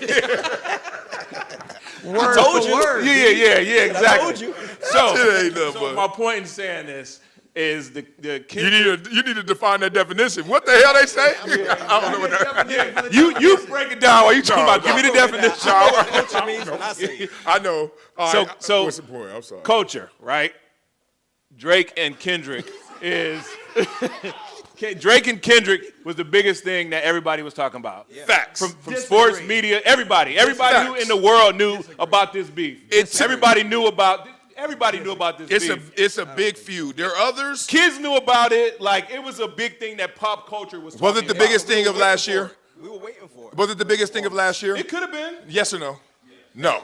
Of course not. Maybe not the biggest thing, all right, but it was one of the You biggest know things. damn that well people- Trump winning was the biggest That thing. was the biggest thing. Yes. That was the biggest thing. You But want to turn this room upside down? I don't. Talk some Miss Harris and Mr. Trump. But my point in saying that is I'm with everybody was talking about it. Yeah, facts. So this was a platform where he used it in Yeah. a way to define why he was the biggest artist or the bigger artist. Yeah, but the whole show wasn't they not like us. There was a whole. need to do that. That's Wait, He stop. teased it. He teased it. I know, but the end of the Yeah, he performance. teased I know, it too. but there was a whole lot of stuff that happened that was boring for a was halftime incredible show. before that. Hold on. that. The tease of They Not Like Us when he said, they want me to play it, but He might might sue. sue me. There was no way That's in funny. the world he wasn't going to play it. I don't know. That It was wasn't talk that he even. would've. That was the biggest I mean, song. look. There was never a Oh, possibility. now you're being a curmudgeon. Now you acting your age because now you're acting like when I go to a Beyonce concert and we about 2 hours in and I ain't heard Single Ladies yet. There's no way I'm gonna go home and Single Ladies is coming on. It so is. she's just waiting. Right? Right. So they all do that. They all got that. I'm going to hold this one, or I'm going to drop it early so that you can let yourself loose and then just get into it. Like, don't do Kendrick No, like wait a minute. that. That's not what I'm saying. What are you saying? That's not what I'm saying. You In said that fact, we know he going to play it. I know. They but all play their A lot hit. of people, I'm from Chicago. I'm talking to my boys on text last night, and they're like, oh, man, he actually played it. This is the biggest thing. He actually Good was marketing. brave enough to play it. No, You just said everybody knew they was gonna play it. Which Everybody one? didn't know that they doesn't You ain't been in play it. Chicago in a while. no. What I'm saying is that Why he is was the big deal? absolutely You can't gonna come play back it. home. Why are you upset that he played the song that you knew he was going to play, but I no love one that else song. did? I'm You're the same one that told us that the Chiefs were going to get blown out. And you love when you're right and you're in the minority. Now you were right in this one in the minority, but you're mad. There's a deeper hatred for Kendrick. Speak. I love Kendrick. I thought his thing at Staples Center was one of the best concerts I've ever seen. I've heard that too. I've heard that. It was masterful. Can we be real? Kendrick is something that's going to always have messaging that he's not giving you cotton candy ever. If you go to the fair with Kendrick, you will be eating a real meal. Greens, ham, turkey, and you get some cotton candy. And he just went into the cotton candy mode of, okay, I know what y'all really resonate with. It's the same thing that my man Charleston White went through. Like when he was clean, proper, deep messages. Man, move. Now he said, all right, I'm going to talk to y'all like y'all want to be talked to. And then when Kendrick got mustard beats, that's talking to us like we want to talk to. I've told rappers from Hello and the rappers I do know, I said, dog, you can put your pen and pad up. If I don't hear boom, boom, I don't care what you say. You can say Marcellus is the best. That song sucks. And Kendrick was on purpose picking beats that matched his aesthetic, his creativity, his messaging. And then he finally said, oh, let me rap this different for y'all. And now we love it. But that performance was still a hybrid of those two worlds that collided. He didn't go all candy, cotton candy, which most performers, if not all, do. And he also didn't go all messaging. He didn't go all into like you got to read a book with this performance. So you should be, if all people should be satisfied, that's who you are. I just don't think it was good Kendrick. Let me say that again. Yeah, that's facts. It was good Kendrick. It wasn't a good Super Bowl halftime show for 1 billion people. That's all I'm saying. Right. I just want to touch on what you said real quick. Yeah, I feel, I know where that lands. I don't know if I feel it, but I know where that lands. Great Jay-Z has a line where he says, truthfully, I'd rather rap like common sense, but I did 5 mics. I ain't been rapping like common sense. So Kendrick, he gave the people what they wanted. Now, what he did at the performance is how he's been his whole career. That part. He got brought on to do what he does. So again, it plays into, he didn't do anything different. He got brought in to be him. So when he gets on that stage and he does everything that he's always done, you can't say like, oh no, that was terrible. He shouldn't have did this. He did exactly what he always does. You just wanted you want 6 periods of PE. You're like, I don't want no Yeah, math, but I- no literature. You're like, no, give me six periods of PE, please. I do have to say, okay, I get it, Richie, because sitting at home, my wife she's like, this isn't good, right? And My wife too. And my son, though, is like, yeah, he's up singing every song. And I got it, and there's a lot of messaging, and that's what's hard is like, are you really pandering to everyone and want everyone to enjoy it? Or are you gonna get everyone to the right people to talk about it after? And that's where he got the people he wanted to talk about it after, setting that up. Great it was point. a good Right. show, Great right? point. I just can't go 6 songs, 7 songs deep. That's not me with Yeah. Kendrick. I got the top, so for me it was okay, right? But my kid loved it. I said it from the jump like when that. Richie That's brought great. up his point. I was like, I understand why somebody would say they don't like it. Like, I get it. But at the same time, you're never going to please everybody. So you got to just do you. You got to do you. Those who get it will love it, and those who don't won't. And at the end of the day, the biggest artist in the world performed at the Super Bowl yesterday. Period. Drop the Yeah. mic. Say that again. He's the biggest artist in the world across the board, and he performed at the Right Super now Bowl. he He's the is. biggest artist in the world right now. He was in the building. She was there. Taylor. Absolutely. Right now, yes. Right now, yes. Yes. In Right this now, moment, yes. In this moment, yes. In the world, He's yes. fresh off of Listen, 5 Grammys. listen. You just won 5 guys do Grammys last week. you guys do understand the Super Bowl is an American Didn't sport. Drake set the concert record that Kendrick broke that Taylor Swift, or in one order, they all broke the record. And I think it's the last one on concert. And then Kendrick is coming up. But it feels like Taylor Swift may have Kendrick, and Kendrick has a moment. she might do more attendance in a stadium. But what are you measuring? That's your definition of bigger than. You just said bigger than the No, world. it's not. No, it's not.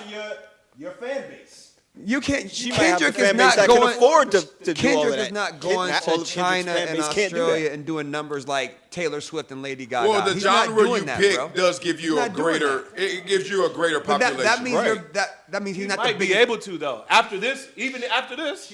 And again, the She's Super gonna Bowl is always have good, more- but it's not the biggest. It's in the tough to world. compare. Look, That it's is so somewhat What did we typical. say That's a last popular- topic? Let me ask you this. You saying if Madonna were to go on concert right now and she had more attendance in her audience than Kendrick Lamar, is she a bigger artist? No, Exactly. I'm saying Good you're point. saying Her biggest, CPA bigger. says yes. Yeah, but I'm saying you're I saying agree with biggest him. artist because who, out of 8 billion people in the world, how many know who Kendrick Lamar is, right? But that's not my point. What I'm Well, saying that's, is if that Madonna was Stop your saying definition. biggest. That was your definition of what you can't- used. That's like saying what you Prince. said. When Prince was at his and Mike was at his, it's like Prince is the biggest artist in the world because he got the culture, he got everyone respecting him, and he was making tremendous noise. But Michael Jackson, like, do you see how many people? What I'm saying is, if you turn on See what TV happens. right now, how many times would you hear Kendrick Lamar's name? World, say America then. Don't say the world. The Say world your is neighborhood. Talking about America. Say say your home. America is what I'm American saying. artists. We'll Super Bowl say is an American America. event. We'll say America, not the That's what world. I'm assuming that's what he means That's by what I'm saying telling that. you. Say Because the America. Super Bowl is an American event. It's not a world event. That's what I just said. Right. So he's talking saying about that. America, not the USA. world. How about that? Absolutely. That's a grown man That's right a there fact. that really admitted that he know he went too far with it. That's what I'm saying. All right. That's all. You right. When come on. In the world, yes. In the world, yes. But Kendrick is not bigger than Taylor Swift in any country. Depending on who you ask. Not even in Wakanda. It depends who you ask. It depends who you ask. Wakanda, I think Kendrick got Taylor beat. Y'all, But you also You gonna get the understand why I said Swifties it was on the your worst head. performance ever. So I said can't really it was- listen to your opinion on that. Yeah, Of course you think it was like the last conversation we were talking about lists. Okay, Kendrick's number 2 in the world. Oh, poor him. Oh, yeah, like why we do that? It's beautiful. It's great. It's great for our shows. But I want to end on this: is the fact that I think that his Super Bowl performance really more than anybody else I've seen, and this includes Prince, because for me, Prince was my favorite. I gotta give y'all some props that Michael Jackson won is sick. But no one else reflected the game of football like Kendrick Lamar did. Because the game of football tells you, do what you need to do to get your points, to win this moment, right? And he went out there and did, every coach says, we are playing ourselves, right? We are not playing an opponent. We are trying to do what we need to do to get the victory. He did what you imagine they give you the most powerful platform in the world, hundreds of millions of people watching, right? People from other countries. And other countries. And they're usually coming with that, be real. What the hell are you even talking about? Somebody cut this man off. So you gotta understand. Daz is coming off a dry January. So Hey, So his red In cup. other countries. and other countries. What are you talking about? That's true, even though we have enough in our country to fill up What are you 100-some million. But, talking about? you know, digress. But here's the thing. That always comes, and let's be real, this is why he did something masterful in messaging. He's like, the revolution and all the little, like, you know, you got to know the Drake-Kendrick beef. And that's not even the macro message. The macro message is, look, Mr. Understated, disregarded, kid from Compton who kept his nose down, kept minding his business, let someone else take from the culture, dominate for a decade as an international Canadian who came and took over this industry, and then I took him out by not playing his game, by not playing the game, by playing my game. And then in this moment, they say, we're going to reward you. You get the Super Bowl. And instead, of him saying, okay, I made it. Let me put my hits out there, all top 20, 20 songs in a row. You know what he does? He says, guess what I'm going to do?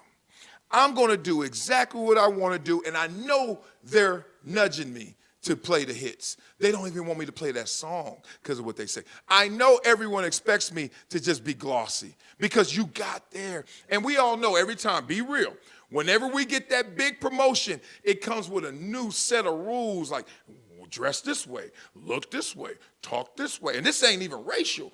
No matter who you are, you got to look presidential. And then that's why I like Donald Trump. He's like, what is that? If I'm the president, it looks like me. Like, that's it. Kendrick said, y'all give me the biggest, baddest thing to do. I ain't got to look a certain way. I ain't got to get my hair cut. I ain't got to pull up my pants. They were tight. I ain't got to do nothing.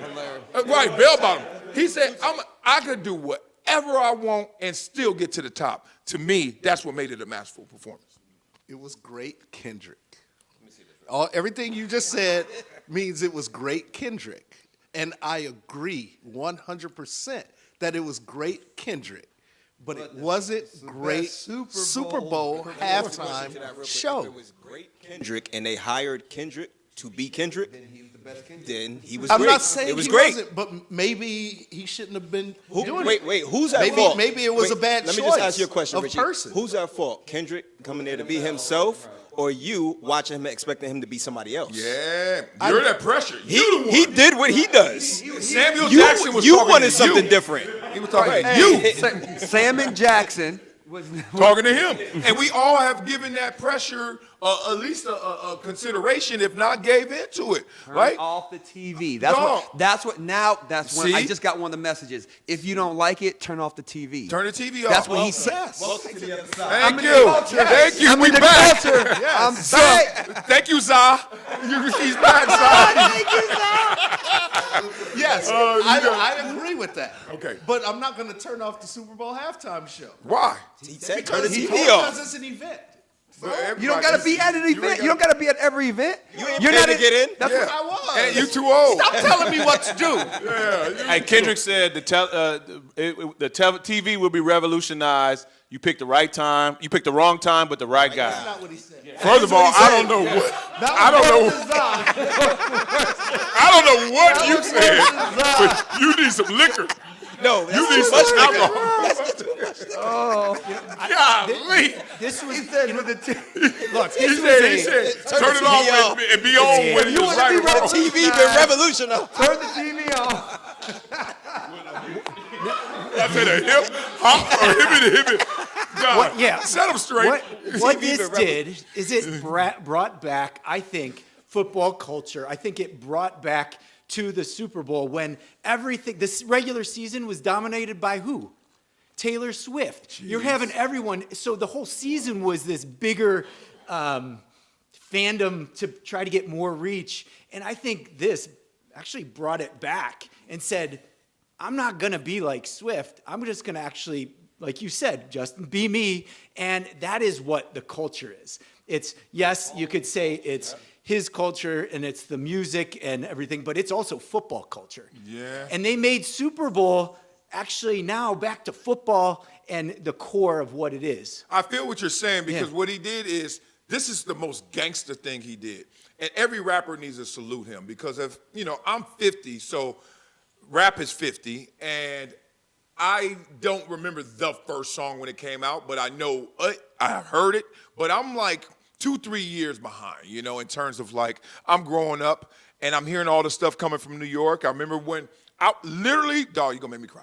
Trip right here, he had the biggest boom box when we were running track. And this is like 1985, 86 or whatever. We were 9. Yep, and so Eric B. and Rakim came out, and EPMD came out right after that. And I remember running to his house when we were, Mr. Moore picking us up and saying, Mr. Moore, give me 5 seconds. I got to hear it in their radio because they had the biggest boombox. And we were listening to him doing the WAP and all this, and we was like, damn, them New Yorkers killing it. I only say that because New Yorkers were killing it. Facts. And I only say this because knowing hip-hop from hello to today, every single rapper has seen that fork in the road where it's like, do I want to make more money Or be more me. commercial. And that from Hammer, Ice Cube, I remember the guys, Jazzy Jeff and Fresh Prince, like everybody, whether if you come out looking money, you ain't yourself. If you come out yourself, you ain't gonna make money. And Kendrick just made, to Daz's point, the most money, the biggest platform, and did it no other version or way but his way, himself. I love that to fact. So every rapper needs to to get the hip hop, you Yeah, don't yeah. stop the rock to the bang bang book. That's the first one, by the way. Yeah, because the Whether game you sucked. like it or you didn't like it, it's still the most talked about thing. Yeah, so let's get into that. Speaking of the game, because that's funny. One thing that died, other than the Chiefs' hopes pretty early in that game, was the fact that all that conversation of how the NFL had it rigged and the Chiefs and, oh my God, they're cheating for the Chiefs and Taylor Swift so Travis Kelce could retire and get married. I mean, I ain't hear a word about that. So please, somebody tell me, what happened to the cheating refs? Did they disappear? Now, right, exactly. But first drive of the game, the Eagles had 3rd and long. Oh, they did have that penalty. And they got an offensive pass interference. I did see that. And my first thought was, oh shit, now they everybody is going to be saying Don't you know- they're don't you getting think the that's part of the calls. script, though? For everybody, for them to say, "Oh, here we go now," but again, it's just not. No, because that plays into it. Yeah. That's what I'm saying. Oh, you're That's- saying play yeah, into it? yeah. You know what? All right, here's the only point I want to add before we really get into this. They say, yeah, they cheating, but they can't cheat when you're down 24-0, right? Like, you got to help us help you if we're the refs. So I thought it was dead because I've been a strong proponent of like, y'all got to stop. Like, just explain a different way why your team lost. Like, don't say it's the refs. Thinking the refs are cheating is crazy talk to me. It sounds like that, right? It's just- it sounds it like just a pregnant doesn't make- woman smoking. That's it, It's yeah. like, what's wrong with you? Wait, But they do, some of them. It happens. Wait. So you're do. saying the refs have never cheated in was all gonna of say, sports? it happens. In all of sports? I'm not saying no. Tim Donaghy is Okay, then. is So- an absolute reference, but that's a single instance. So you think he's the he's the only only one one that got ever? caught. You think he's the only one ever in professional sports? I bet you he's the only one since from him on. Really? Ooh, that's, hey, That I dude- hope, that I dude- hope There's so. a lot of I don't human know, error. but I That hope dude went so. to prison There's a lot for a of human long error. time. He got both his legs broken. People in go to prison all day, every day, and people still commit crimes. The same crime. Same crime. Every day. Your friend could go to prison like, damn, he's stupid. All right, my turn to do it. Nobody ever thinks they're going to I get don't. I don't think that you. Yeah, he slipped up. My theory is always you can't have a setup like that with a big group of people. But you can. I think you can do one-offs. Okay, so let me. But let I me- don't let think me- I don't think let me- you can. let me- I don't let me think ask you can this. taint a whole I'm with him there. officiating crew. It may still, I think it's still. I don't think it's the officiating crew, right? I think it's the 100 families or 100 people that are running this whole world, right? It's them that are telling the NFL what to do, right? And so so we talking about who runs this whole thing, right? Who runs this whole thing? Do you guys know that the NFL is an entertainment company? Yes. Okay, so if you're gonna bet on you're gonna bet on a team or on the game, whatever, and every single week these guys come in within 1 point or 2 points, you're saying that's just a total coincidence, or are they that good No, at that's just? called mathematical It's called geniuses. math, right? Every single week. The matrices. Right, as they so say. but it's just regular human They know how beings to rig that are it. coming in saying, okay, they're gonna win by 3, they're gonna win by 4, all that stuff, right? So that's just regular people with regular numbers saying that it's gonna happen every single week. That's what you're saying. I think you're mashing up bookmaking. The bookies don't care who wins the game. They're trying to set a line so they get 50% They get action on this, on both sides. and Both 50% sides. on that. Right. So So they have. Because so I'm they saying it's They're not in about. no It's lose. not You about said the, that, though. it's You not just about proved the a whole ref, nother though. point. That's what I'm saying. Well, It's not about the ref themselves. It's somebody who's above that who has the control of the whole league. Are y'all So, okay? I'm saying the you guys opposite. okay? I'm saying the Yeah, I'm about to say. I get what y'all you're saying. making his point. No, but I'm saying the opposite. I hope so. 100 bookmaking, families. bookkeepers, yeah, they're going to make their money either way. I don't think there's a script because the NFL is going to make their money Either way. It doesn't matter who wins because either way they're going to get And they ain't it. gonna But I make will up money say to pick the Chiefs. on the flip side, when you were talking about referees don't stage games or fix games, that happens all the time because there's just human error. this guy may be doing it because he's dealing with a bookkeeper and he's got to do certain things. There's players that do. We see players getting caught now. So games are definitely What's his name just got staged. Rozier. Yeah, They're trying to investigate him. So games definitely get staged. It's not always by this person or this person. There's so many layers to it. This NFL script or no script in? I don't think there's a script, but I do think they want certain it's people rigged? to win.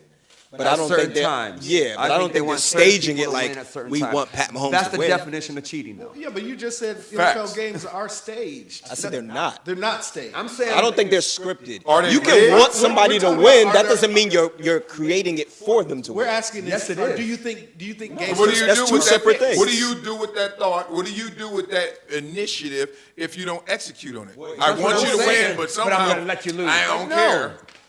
So it means they're rigging it. No, that's if you're doing something with that thought. They I are. want something to happen doesn't mean I did something to make it happen. Do you You're think they're powerless. doing something to make it happen? No, I don't think they're doing it. I think Well, you don't for the think they're NFL's rigged. benefit, I think they want a Mahomes or somebody like that to win because it's good for the brand. They want a Travis star. Kelce winning, They want a being star, dating for Taylor sure. Swift. I think they want that to happen because it makes the brand bigger. Yeah. Do I think they're putting things in place or staging the game just for it to happen? No. No, of course not. I think like any company, this is what's crazy. One, I didn't know you thought like that, Matt. We got to talk about this.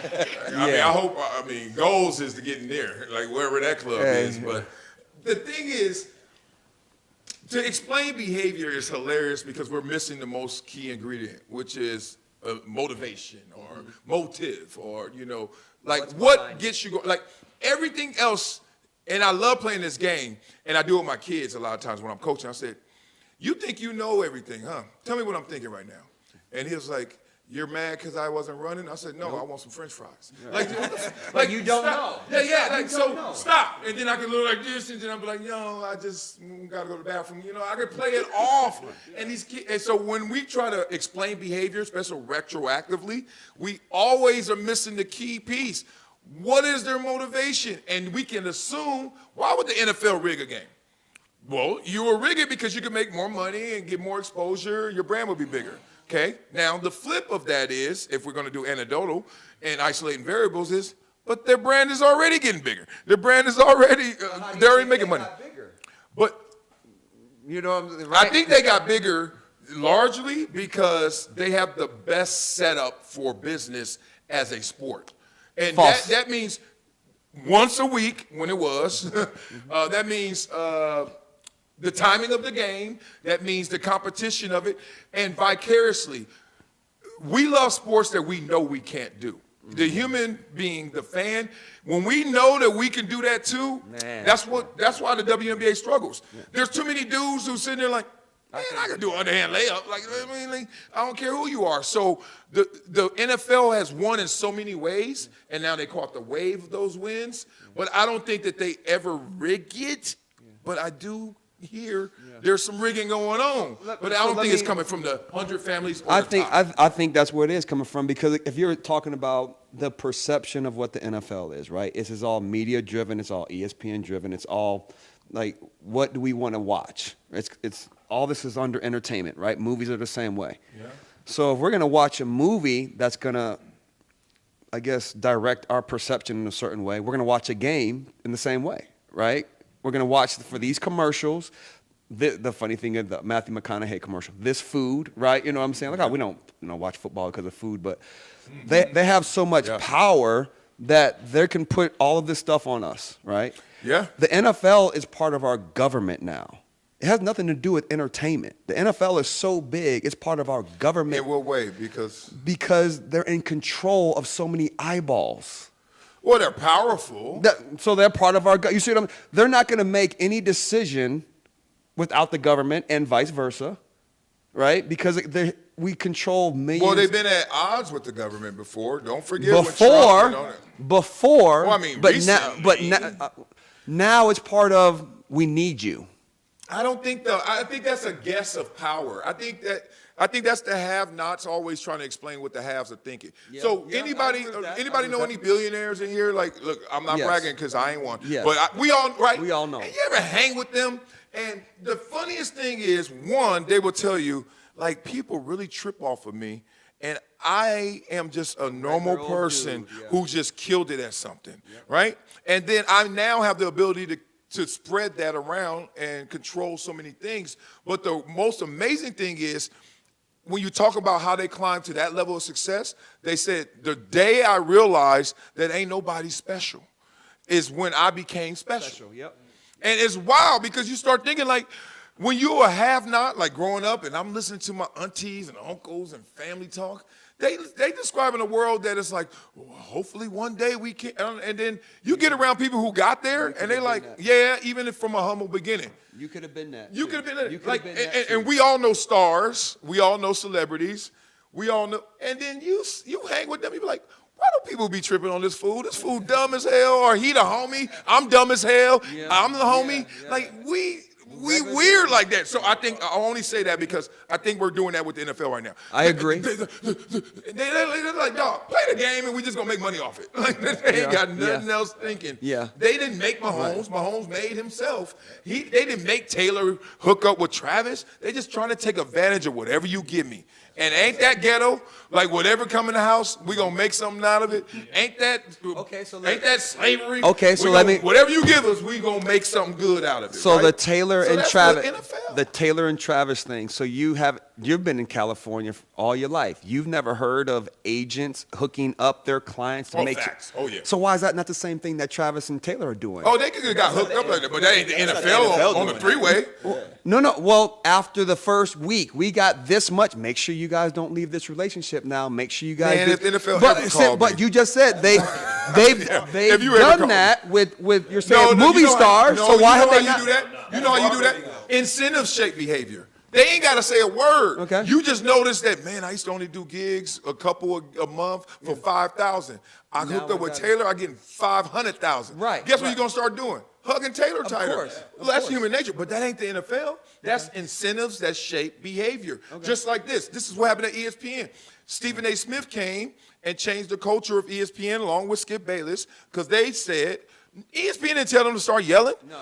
Right, They start yelling, and then all of a sudden they start They getting like more money. Then guess what? They get more money, and then everyone else got a choice. You're going to be who you are, or you're going to start yelling to get some more money. And at the end of the day, if Taylor and Kelsey didn't work, they wouldn't do it.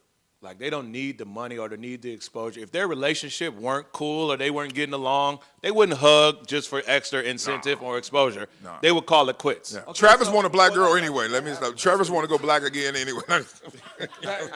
He like green though. Who don't love green? Green I finer knew than they black. was gonna lose when I saw It ain't him how finer he than walked brown, in. though. Ain't nothing finer than That outfit he wore when he walked in, I knew they was gonna lose, and I was actually saying it before the game. I promise you, What are you talking about? because he looked like he was there more for everything else except for the game. And Jalen Hurts didn't look that way with the purple all the He way dressed down. like that every week. But so He been Nino Brown. Every single player is there for that walk with the Travis camera. came in with the '70s outfit. He just looked so out of character, and something about that just That made could me be go. casual though. And again, I hate when they do I could have that. been completely wrong, but I said this before the game. But I just what felt if like they would have won. You would have been. I'd have been wrong. But that's it. It's So that it ain't simple. It ain't the outfit. No, but I thought that. I'm like, oh, he looked like he here for the show. No, Like, I know what he you're here for the saying. game. But there's a time when someone wears a jogging suit and everybody's like, look at you trying to be counterculture. Everybody else dressed up. And it's like, no, dog, like, it really don't matter what I'm wearing. It's like how I perform when I'm there. Like, you know? We've all seen that before in different sports where somebody comes in to the game and they look like they're more about everything else outside of the game than the game itself. Yeah, but they all, James Harden and all them dudes, they be balling when they They wear do that them every tights. game. That's the young kids. That's what the young Yeah, kids that's do you trying nowadays. to guess what he thinking, but really. No, that's just how I felt. No, I'm not saying he wasn't ready to play, but how I felt is like he looked like he looked too outside the box for this one. He looked like he was here for a different day. Yeah. He was around, when All he right, was- let's get into this then. While we can still be on this conversation, but let's just insert the best Super Bowl commercials. Can't lie to y'all. I don't know, and this sounds like haterade because I don't know how many I liked last year, but I feel like I liked fewer this year. Like I was They're sitting there all like, getting- I'm like, whoever is in marketing, whoever the CMO is of all CMOs, fire that person. Because there's too many creative people in this world for them to put out some of these ads for $8 million for every 30 seconds. Yeah. Like Kanye's ad was one of the best to me because he was just like, just go to Yeezy. Like, there's a way to do it, and most of them missed it. What did y'all think? I thought they were mid, just as you did. Okay. I did like, there were two I liked. All right. And I think my favorite was the Homes.com is the best. I thought those were hilarious. What was that? Give it to me. It was with Heidi Gardner who was on SNL. They had Morgan Freeman and Bathroom Break. I ain't Eugene catch this. Levy's son, David Levy, who from that show. You gonna that tell me they the had. technical director too? Can you Yeah, tell me what but the they have Homes.com commercials, and they were sitting with their lawyer, and the lawyer kept saying, "You can't say Homes.com is the best," they kept saying Homes.com is the best in 100 different ways, Oh, okay. and then they tricked the lawyer into saying Homes.com is the best, and then Morgan Freeman in his big booming voice is back there, and they go to him, and he's like, I can't say Homes.com is the best. Oh, that's good. He's like, oh, I didn't know I couldn't say. And they kept going over and over and over. Changed the website. So homes.com is the Is best. the best. .com. Oh, that's Right. sick. When did that come on? Do you know? First, They second, had fourth? two or three of them. third- So early? I saw like second or third quarter. I saw You that. saw it then? I saw the first one in the first quarter, and then I think they showed them 2 or 3 other times. That explains why you were fatigued by halftime show. Because you did all these mental hoops for the Homes.com, and you wouldn't do it for Kendrick and his deep messaging. Well, It makes a I was ton doing of sense. I was doing my show notes and really paying attention. No, I get it. I'm not good. CMO, the marketing people, I think it's kind of unfair for them because it makes me think about like the dunk contest. After a while, you've seen everything. Everything. The creativity is only going to go but so far. And that's why we look at Kanye's and go, oh, that's creative because he did So something hire so Kanye. simple. So Yeah. go hire Kanye. And that's a cop-out because there's only 7 stories in the world, and they're all, like, biblical. Like, really, like, every movie is my wife came to me, she was pumped. She's like, oh, my God, I just saw this Disney movie. I was like, yeah, what was it about? I think it was, not Encanto maybe, but something like that. I was like, all right, what was it about? She was like, oh, God, it was about this girl who had to believe in herself, and if she believed in herself... Same as all the other ones. I'm like, it's called faith. It's called They're all the same. They say in storytelling there's only, I think it's 7 stories. And like, so no excuse. Nothing new under the sun, King Solomon said. So if you're a CMO and you're like, what should we say? There's nothing to be said. It's like, well, then you ain't the one. You're the one not doing their job. Yeah. Because you have to, out of all the people, all these YouTube channels that are out there, go Man. find some 19-year-old dudes and give them that $200,000 and let them be creative. Because Or they got different taste in us, and maybe it is good and hitting somewhere that we like, I have a question. I have a question for ad companies to think about. Do you think that the Super Bowl commercials reflect the game score? Because for me, like, never heard of that one. I would have been sitting there in my seat had the game been super close. Second half, once the game was a blowout, I missed most of the commercials in the halftime. I think that's already, because I was just like, I'm not even into the game anymore. But I think it's already set up. I'm listening to music. That 3 hours is already set, though. Those spots are already sold. I know and they're in taken, place. but what I'm saying is and the the most score. expensive in the fourth quarter, or halftime. I'm saying Probably going right up before towards or half. right after half. Yeah, I going heard into half. and after halftime. But what I'm saying is, we would have been glued to our seats, not moving. Right, you're right. Had the game been closed, waiting Right, for it right, to come right, back right. on, we would have watched I every need a single discount. commercial. That game, you We need got a up and discount. we're walking around like, oh, damn, it's okay. it's Let me over. go back and let me turn the volume back up because I've got music playing. Like, 'cause I'm not even watching Yeah. the commercial because the game is not good. the best commercial was definitely Seal, though. Seal being a seal. That was good. Baby! I thought it was Kanye. That was I'm going with Ye. Shout out to Armani. I who like looks just that like one. Seal. I like that one. I skipped over this fact that because the game score is a lie. 40-22 was a lie. Yeah. It really was a blowout. Remember the days where, peep this. Remember in 1990, San Fran beat Denver 55-10. Yep. Beat them by 45 points. That's the biggest margin of victory ever. What was second? Anybody know this? The is Redskins. easy. Bears, Bears, yes, Patriots. Bears destroyed 46-10. Patriots 46-10. Give me another one. 'Cause this chill. We're not in the, top 5. Redskins, Broncos. Cowboys beat the Bills 52-17. Yeah. Damn. Fourth is Seattle beating Denver 43-8, 2014. That's the most recent one.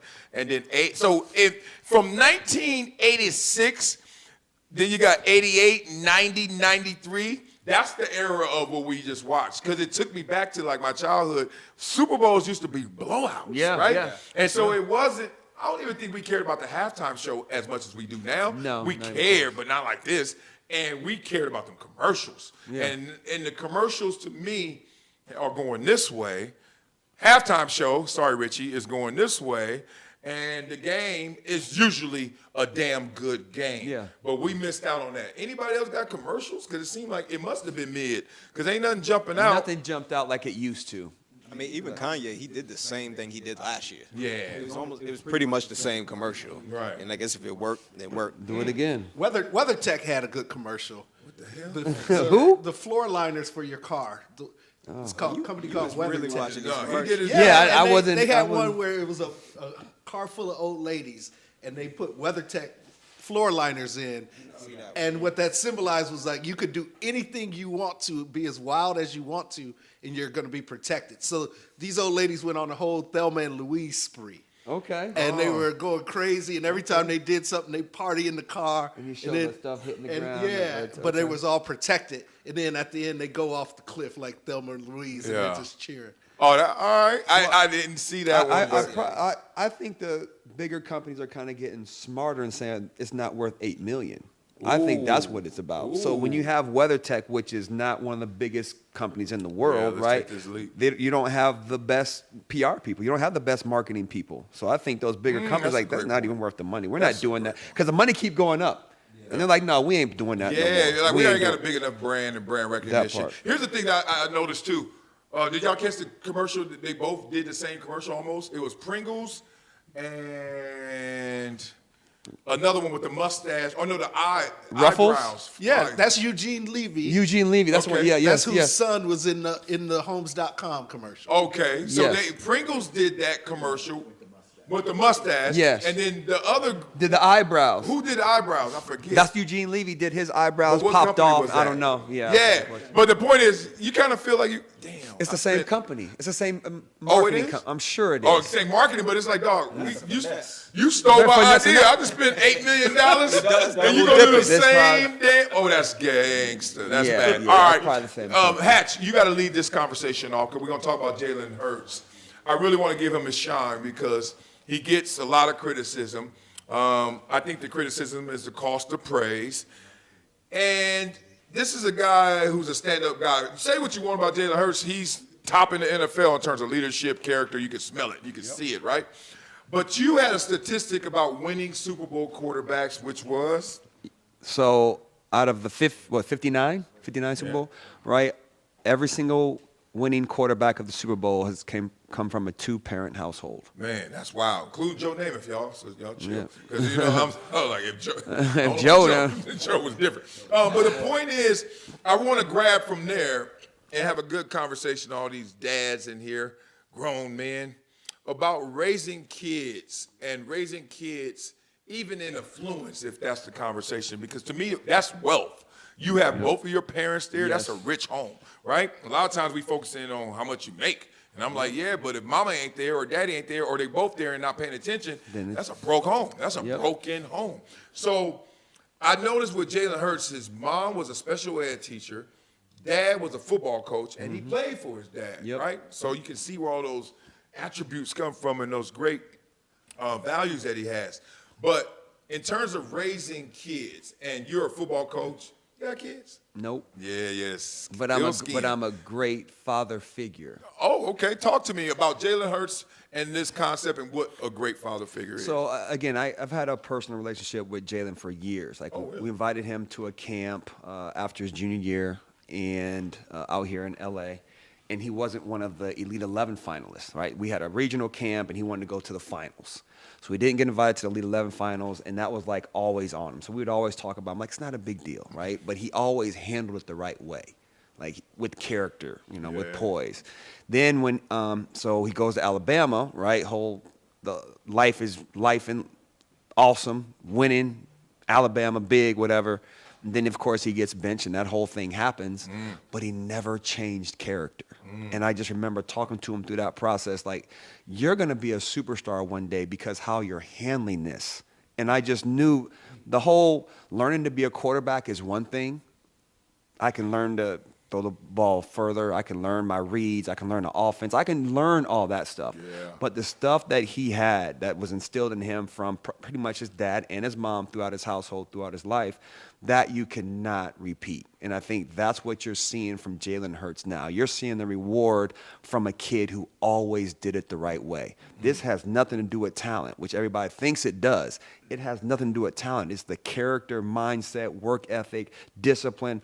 All of those things are why you guys are seeing Jalen Hurts be a superstar in this world from now and for the next 10 years. Yeah. Yeah, 500 million. Keep reminding us. You know what's crazy about it? Because, like, I have 4 kids. 1 is older than me, and then I got 3 little ones, right? And it's just like, you stupid. I'm waiting on y'all. Yeah, wake up, y'all.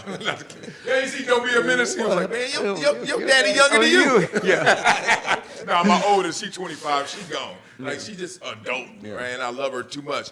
But the little ones, and I'm looking at them, I'm like, man, I'm trying to give y'all so much game, character, values, all these attributes, right? And one of the things that I do is I try to let them know you're no better than anybody and you're no worse than anybody. It's about what you're doing. So I always tell the kids, it's not how good you are, it's how well you play when we are out there doing sports. Because sometimes they'll see somebody with a good record, they'll be, oh, they're going to be so good. I'm like, I don't know that. You don't know that. And then you come in with a good record, like, oh, we going to kill them. I'm like, I don't know that. Yeah. You don't know that. And I want them to know every single moment. Why? Because to me, character development is what you said about Jalen Hurts. Every day we all wake up, if we're going to live this whole day full, with 24 hours. And we all just get to chip in on whatever we want to be great at. So that's why I'm heartless when someone's not great at something. I'll tell them and don't care, and vice versa. And when it doesn't disturb me when I'm not great at something, because I know 2 things. 1, I ain't put in that work to be great at it. That's why I suck at basketball. And 2, I don't even want that, because anything I want, I know how to get it, because all I know is to give my 24 hours, that commitment to that, and it through character, not talent. People always be like, dog, and they get discouraged because they not big enough, tall enough. I ain't saying you're going to make it to the NBA. I say you can play some damn good basketball, and you can be great at basketball. And we know a lot of people could be great. He's great at basketball. He ain't make the NBA. He ain't come close. He was never going to be at, let me stop. No, but you sick. You sick. No, he's sick at basketball. And my point is, I think people could be sick at anything. You could be sick at anything, I feel, if that's what you want to do, and you're going to show me you want it by how you approach it. Everybody knows what to do. They're just not going to do it. Yes. It's simple, but it ain't easy. It's simple to set the alarm at 5 a.m. You just hit a button. Yeah. But when 5 a.m. goes off, let me get back into bed. If you're the person that's going to keep hitting the snooze button, you're not going to make it to whatever dream. And then you say to yourself, well, I'm short. That's why I'm not making it to the NBA. Yep. No, it's because you keep hitting the snooze button. Yeah. And going through that with Jalen, when the 99 percenters in the world, when they get benched or cut or fired from a job, it's all the same. They go to their people, their friends. Man, that sucks, huh? Yeah, he shouldn't have did that. No, you can't have that conversation. Yeah. If you're having that conversation, then you end up like the 99 percenters. And he never had that conversation. It was always, I got to get better. I got to do this. It was internal instead of external. And boy, was that a public humiliation. You're the starting quarterback in the national championship game. At halftime, they go to your backup. And then worse than that, you think that's the dagger. You think that killed me, coach. No, I'm okay. I'm coming out in the second half. Oh, he wins it? And I'm rooting for him because I want to win, but I also want to be the reason we win. Yeah. Golly. And to handle that the way he handled it. In front of the world. The world. Everybody saw that. In front of the world. And they came back and balled for another team. Yes. And was in a Heisman finalist. Yes. But if he was complaining and pointing the finger and that would have never happened. And that's, I guess, the whole message. It has to do with Jalen. That's what we're talking about. I think that's the message for everybody out there. Because when that hurdle in life comes, when it comes for everybody, if you just go be the one complaining and point the fingers, you're never going to be able to be rewarded in front of everybody. Have you ever asked him if he changed anything in between those 2 schools that led to his success? Did he work harder? Did he have a conversation with himself and say, hey, I could do more of this, or this? Oh, yeah. He had all those conversations, but it was all, any athlete always, well, they should be saying, I'm going to go work harder. right? Once you just start doing all the other stuff of, well, pointing finger, the quarterback did this and coach don't like me, you're losing. You're losing in life, you're losing, period. Well, You know what's- you got it. You got it. My favorite line from any song ever made is There it is. Teddy Pendergrass. Teddy Pendergrass saying, "You can't hide from yourself. Everywhere you go, there you are." Absolutely. Yeah, everywhere you go, there you are. I love yeah. that. I thought it was Mark Twain, but okay. Teddy P. That was Teddy Pendergrass, baby. That's so sick. Damn right. I think parenting at the end of the day always comes down to the defining factor, how your kids will do. Because prior to being a parent, I used to always think, I had that thought of where you're from or how you were raised will determine how hungry you are. So like they always say, like the kid, like they do use it with Steph, like the kid who grew up, in a household with money, right? The kid that grows up in the hood wants it. He's hungry, and then the kid that always had everything given to him doesn't really want it. I always believed that there was truth to that. But then now, in hindsight, I look at it, and I know a bunch of kids that grew up in the hood that's lazy. And they grew up to be lazy adults. Yep. And then I see kids who had everything, and they're hungrier than anybody because they just wanted that bad. So I think it just comes down to the parent. Parenting is, And what thoughts and messages the parent is putting into that kid's head at an early age. And as long as they keep pushing that and keep building that character up in them, it's going to run with you as an adult, regardless of your upbringing. I've spoken to a lot of high net worth adults who their kids are the best kids I've ever been around. And the ones who, again, come from lower income or just think they have it figured out, or that fake wealth, their kids are just some a-holes. Like And that's not the narrative, too. it's not the narrative. They But think it's that reality. it's the reality, man. Because success begets success. The Yeah. rich get richer. Yeah. Columbia really opened up my eyes because, when you go through that experience and you see second, third, fourth generational wealth, like old money, a dude got a helicopter literally and landed in New York City and was getting $25K a month. I remember it was guy Adam, and it was nothing to him, and it was everything to me, right? And I remember whether talking to him or just watching how people respond to him. And I started to realize this dude was like a straight A student. He stopped playing football because he wanted to focus in on his studies. He knew he wasn't going pro. That's what the attrition rate in the Ivy League. But he just was like, forget it, I'm just going to study. And I kept seeing everybody at their grind, and none of them thinking ball. And I'm like, I thought y'all supposed to be some rich, spoiled kids. Right, nope. Y'all out here Grinding. eating. And I'm like, it makes sense. Who gonna run these companies? They kids. Yep. Who are they kids? Some beasts. They ain't gonna be no busters. And then you go back to the neighborhood where we from, and then all of a sudden I hear them saying, oh man, only if I got an opportunity. And I'm like, that's true, but you gotta make your opportunities because you're not gonna be the son or daughter of them. But you can be the father or mother that of part. one of these. Yep, Like you can make one, right? And so the craziest thing is, everyone always gives you like stripes when you from the hood, Compton, right? And I was like, man, there's so many people I know in Compton, still in Compton. They ain't never aspired to be anything else. But the ones who got out, you know what they are? They're survivors of some tough conditions. And with Jalen Hurts bringing it all home, you ain't got to be from the hood. Steph Curry, Peyton Manning. You just got to survive some adversity, realize I can come out of this still with a heartbeat, and then survive and thrive. And every kid that I know, every adult that I know, whatever that looked like, they went through, oh, I can get through this, and then I can be a beast because I survived that. And so that means you don't have to be broke, poor, getting shot at, hood. You just got to survive something of your life circumstance and thrive from it. Yeah, I like to tell kids you have to use the analogy, again, you don't have to win every fight, but you have to fight every fight. You know, because you can take it physically or mentally because they think, well, I got to be tough. You don't have to. I know a lot of dudes in the NFL that were not tough. Hell yeah. You ain't got to do it. I knock his head off. Not everybody doing that. There's some receivers out there really ain't never been hit. You know what I'm saying? Played 10 years and Preach. scored hundreds of touchdowns. Walk right? away from Ryan Clark. Just don't walk away. Go the other way, you know? Yeah, you the punk. Okay, I'm the punk. I don't want to do the interview. I'm so sorry. But it's like, Oh, he getting it for life. I love that. No, because I'm not going to do anything. I'm like, all right, you mad. But I mean, it's like that narrative again. I keep telling myself I'm going to write a book on parenting because I'm not a parent, but I see the perspective. That, Getting old, man. I'm not dead yet. No, you know no. what I'm saying? It's always gonna it's work. always a shot. You ain't the one. I got a shot. It's like who your baby mama or wife gonna be? Who that? I do have a question about this though, and you know, a lot of athletes, professional athletes, come from single parent homes too.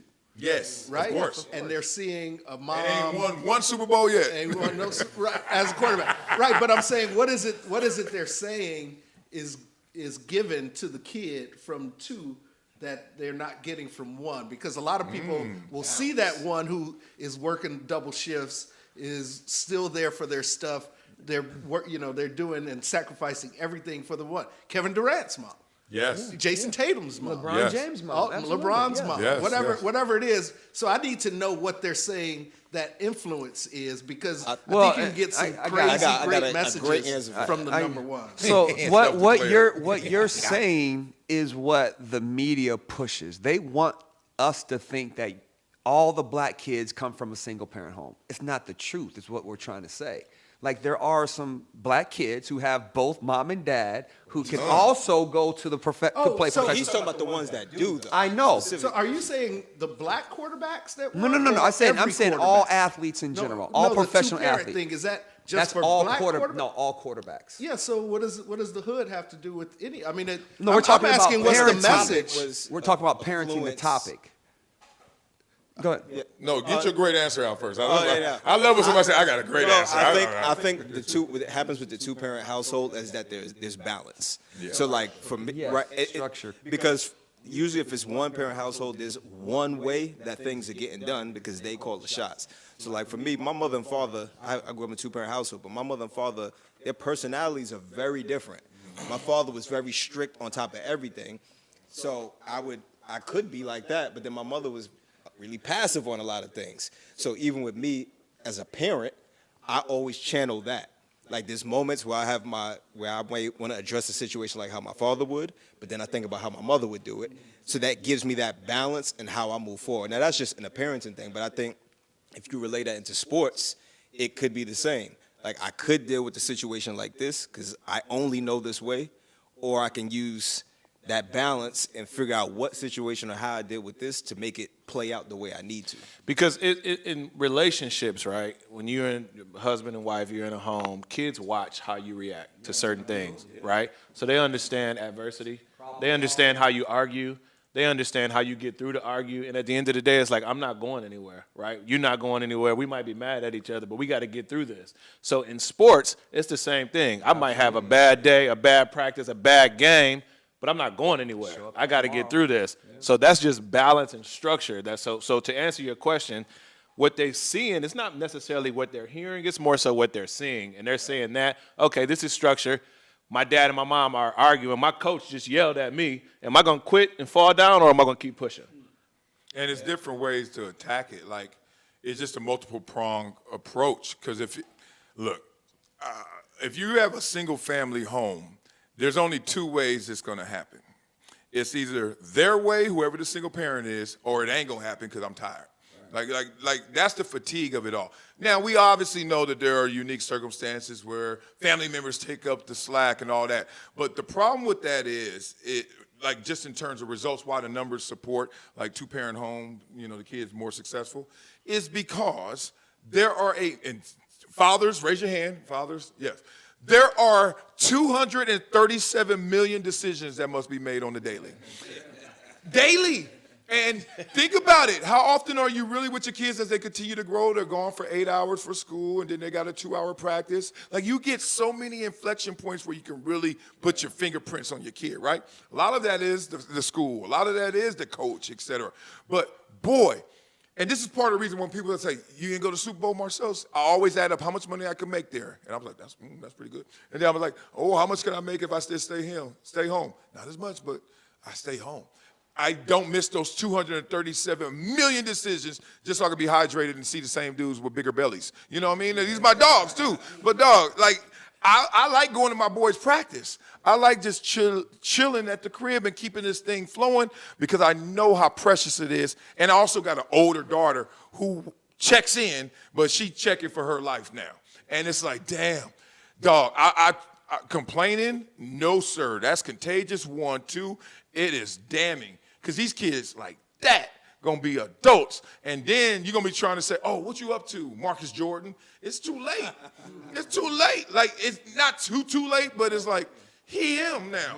And I'm like, before my kids be them, oh, I'm gonna be on them to make sure that they can get what they gotta get. I think the perception has changed a little bit on how we look at it. I know there was the 75-year-old legendary coach that was coaching at Harvard. And, you know, Harvard was prestigious white university in our eyes, right? So I remember he used to say he didn't recruit any kid from a 3-car garage home. And this is a prestigious university where that's all that's there at Harvard, you know what I'm saying? But he's like, he won't recruit those because of how entitled they were and how spoiled they grew up as kids. But I think those times are changing. I think that perception of that is changing because, again, Steph Curry's of the world, and he had everything, and for the first time, I think we're starting to see a lot more professional athletes' kids become professional athletes. Yep. I think, Surtain, right? You got a bunch of them. Ball and again, Larry Fitzgerald's kids about to go to a Division I. There's hundreds of them. Boozers, twins. Boozers balling. True, and I'm so glad because that narrative.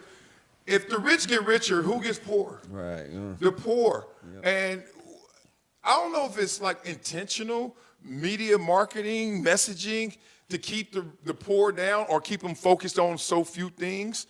And the hood gets mad at you when you tell them, like, most of y'all ain't gonna make it.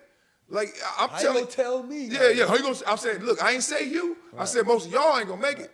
And it's just the same thing when you talk to a high school football team. I was like, most of y'all ain't going to the league. Right. So what else you got to do? Oh, it ain't gonna be me. Okay. All right, we're not, yeah, prove it, and we're not having a real conversation here because the numbers don't care about you. No. Yeah. They don't. They're going to say if 99% won't make it, good luck being one of the 1%. And I'm not saying you won't be, but it's the same message when the hood, so then the hood hears, oh, man, you don't think we can make it. You're out of touch. You used to be. And I'm like, look, I was blessed to make it.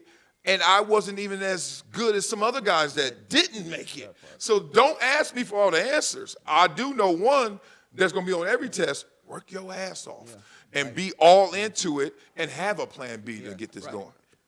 As skilled as all of these cats were, there was only one basketball player to play in the pros. And that was Rayford Alston. Because he knew all the tricks. He knew all from the N1 group. And he was a very good pro for a very long time. And what he said was that he tried to tell them all the time, you have to be able to do more than what you're doing on this N1. Develop your skills, develop the right skills. But most of that stuff had nothing to do with basketball, though. That's what the guys playing didn't understand. There were guys who had NBA workouts who showed up late for the NBA workouts. That's what I'm saying. He was like, you have to be professional. Nobody cares about all that if you can't do that little thing. That's right. That's right. By the time you make it to the pro level,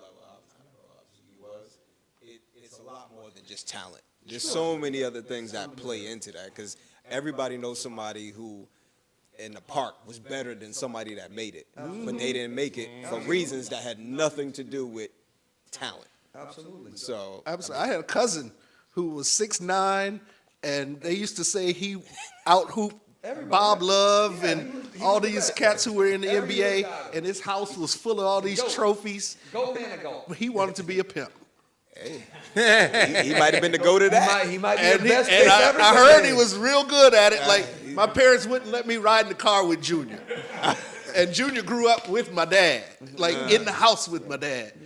And they were like, nope. And the only time I ever got to ride with Junior was my grandfather's funeral, right? And we went back to Junior's house, and the stories were true. It's 6-foot trophies everywhere.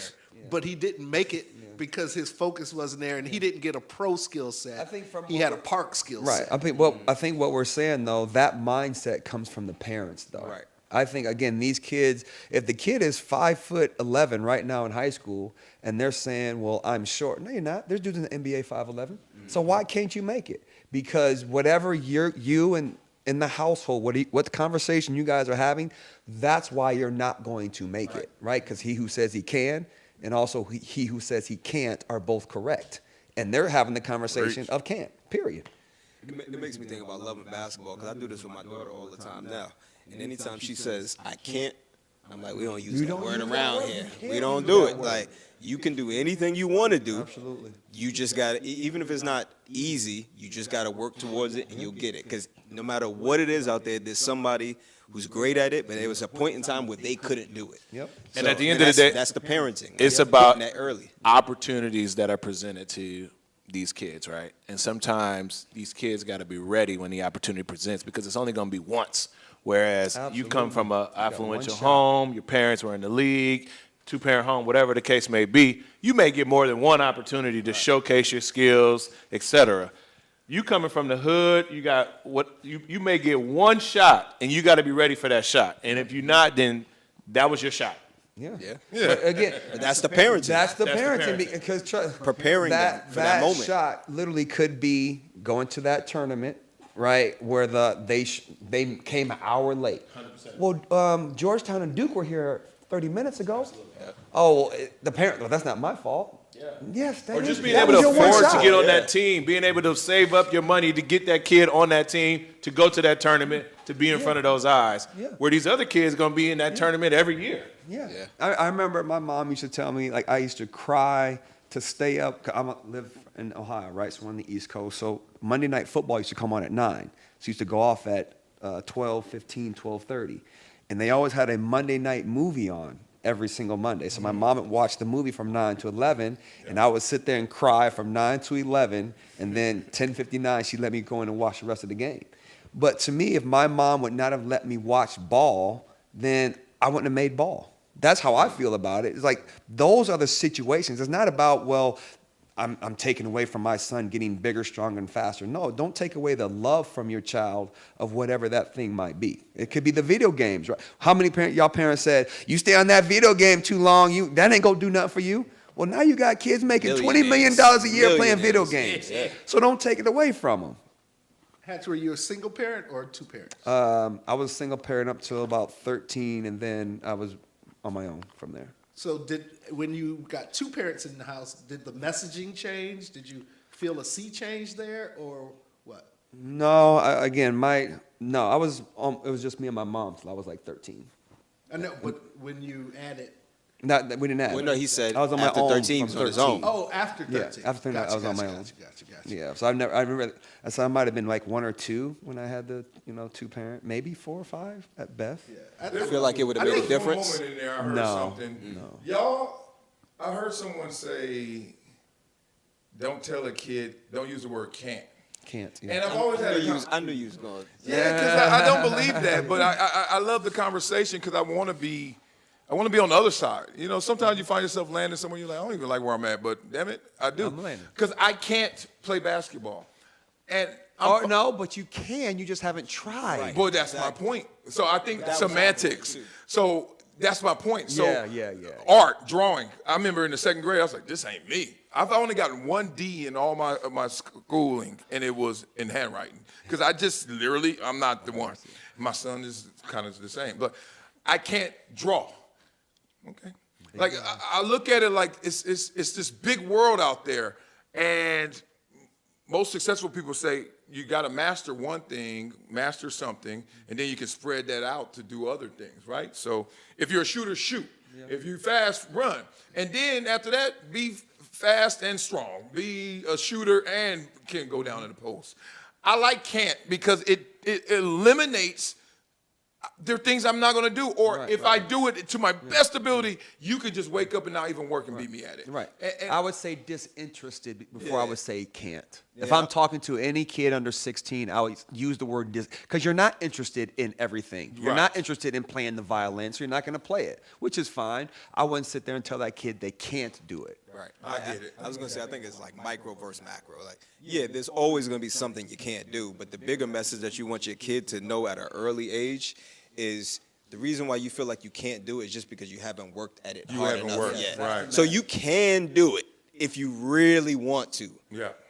Of course, we all know there's things in life that you just can't do. Right. But you don't want your kid growing up with that mentality that they can't do something. I want my kid to always think they can if they apply themselves hard enough. So is there a space in the word can't that is really saying you can't do it because you're not interested in it? And Well, that's what frankly, you said. even if you are interested in it, you probably can't do it. Anyway.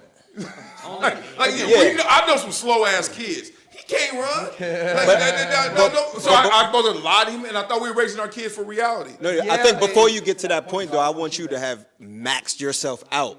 Now, if you've tried everything in your power to do it and you still can't do it, that's different. Forrest Gump couldn't run. Yeah. And then he learned them how to shackles, run. man. And that was a great movie. So you can't. Based off a true story. I ran track. It's based off a true story. No, I don't. No, but I understand what you're saying. But if again, everything. I don't know how many people that slow get fast, but trust me, I was one of them. I was a 4.8 in high school. And you're a 4.7 now. I was a 4.3 coming out. You chump. I get a 5.7 now. But that's because you learned how to run. I get Yeah, it. So yeah, you saying other kids can't. Yeah, I just don't want to lie to a kid. At the same time, I also want to build them up like you guys want to. I just always hear people saying you don't. Like, I was a healthy-minded kid who said I couldn't do stuff. Yeah. It didn't steal from my drive because I thought as a parent it was smart to tell someone, not you're wasting your time, but even if you spend your time, Again, it disinterested. ain't going that far. You're not going over. How there. many people? All right, this is something that happens in our neighborhood a lot.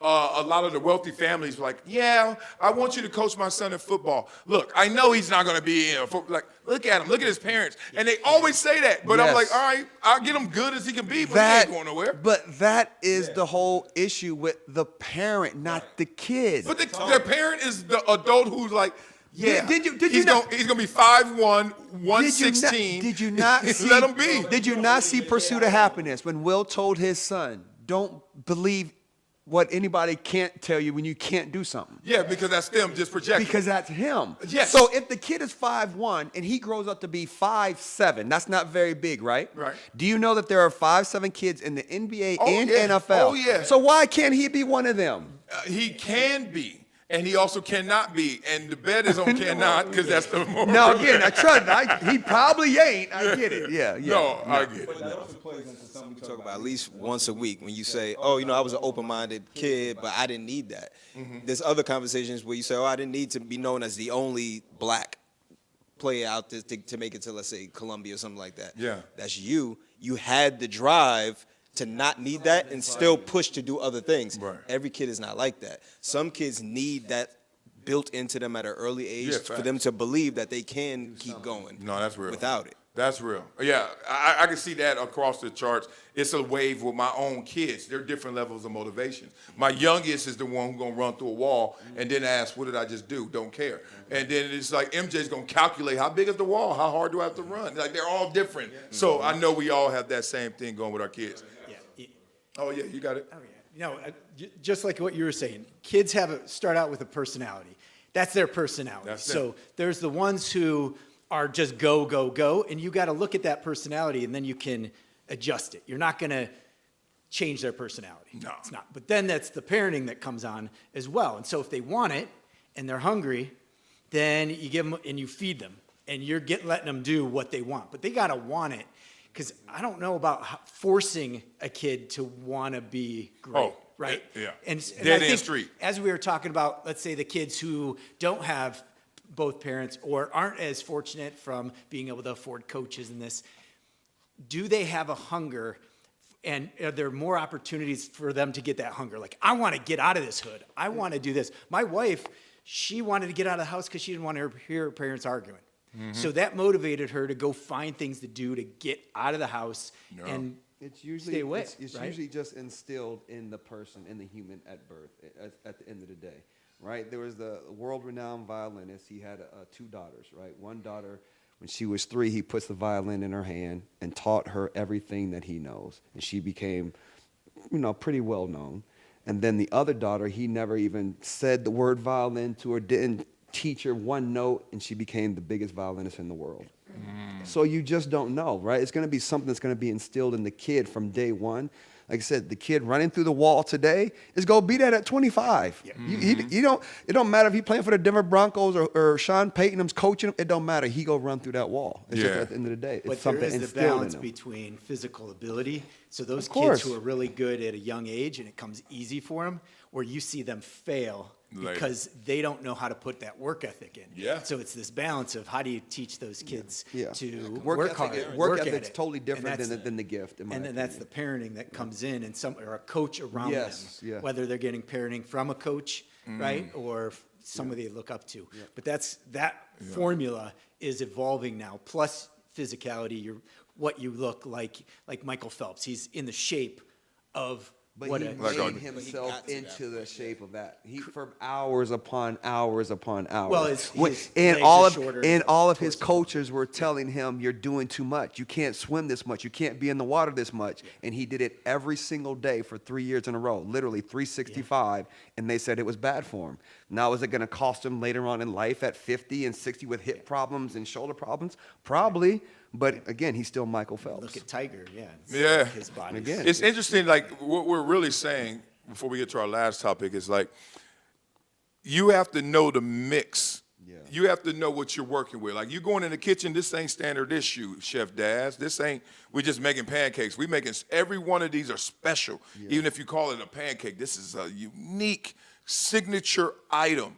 And with that kid, you got to know if your kid is peaking here, your kid is peaking here, and single parents have a disadvantage because they can't monitor their life, keep the lights on, keep everything going, get you to and from practice, to and from school, have multiple kids. You can't do that and still monitor it. So that's why the two-parent home is always going to be more successful by the general numbers, because you're going to have someone as a co-pilot. Yes. Like, I'm tired. My wife comes in here sometimes, I'll just be like, take your break. She's like, no, I'm fine. And because she's just an overdoer. And I'm like, that's why you're tired. I will literally be like, break time. Kids, do what you got to do. And you know what to do. And read, et cetera. I'll come back if I need my break. And I think that's what we're seeing right here. Another interesting layer with Jalen Hurts, we could wrap this up, is he went to Alabama. And then he went to Oklahoma. But his older brother went to Texas Southern. Interesting. And I always have this conversation. And the way I work is I wait for the world to give me the story, because I got a trillion things I would love to talk about. But I'm like, make them pertinent, and I wait for the world to do it. Jalen Hurts goes to PWIs and becomes Jalen Hurts. Brother goes to Texas Southern, and he's his brother. Respect. But everyone always comes to me, especially when we have this conversation, PWI versus HBCU. And HBCU cats always telling me how great it is, this and this, and then I watch them have their kids go to PWIs. Or they go to HBCUs, and a lot of them don't make it, but they tell me how great it was. And I'm on the side of neither. I didn't think about going to HBCU, and I didn't know I was going to a PWI. I just knew there was a lot of white people who went to Columbia. That's all. I didn't think. I never even called it PWI. That's like, what's I a was like, PWI? what? Y'all tell me I went to a where? I was like, I just knew it wasn't a lot of black people supposed to be there. It turned out it was more. So many black people, I didn't have to speak to them all. Like, that's how many black people it was, right? But I want to know where y'all are on this HBCU PWI conversation, whether it's on the field or it's in the classroom, or even culturally, because cats be getting at you, and I know a few of them that flip-flop. LU in the building, Langston University, HBCU. Is that Yes, sir. I almost Are went to we? Langston. Oh, you are? Okay. Yeah, Oklahoma. That don't count. But go ahead, I'll let y'all There you start. go. So you can't even. I didn't Cut go to it. You can't- HBCU. I went to a real college. Yeah. No, I'm just playing with you. Go ahead. I'm playing with you. I'm playing That's with how we gonna start it. I'm playing with you. Go ahead. Go ahead. What's a PWI? Start off with that. I forgot what it stands for, but I know the Predominantly white university. I'm shit. No, I thought it was powerful white institution. I'm just joking. I'm joking. But I didn't go to us, but I cut you off. Go ahead. No, my point is, what I was about to Where'd say you go? is, Morris Brown. Oh, yeah, we know that. Yeah, Mo B. Where is that? Where you hung out at? Yeah, even worse. So here's what I'll say, man.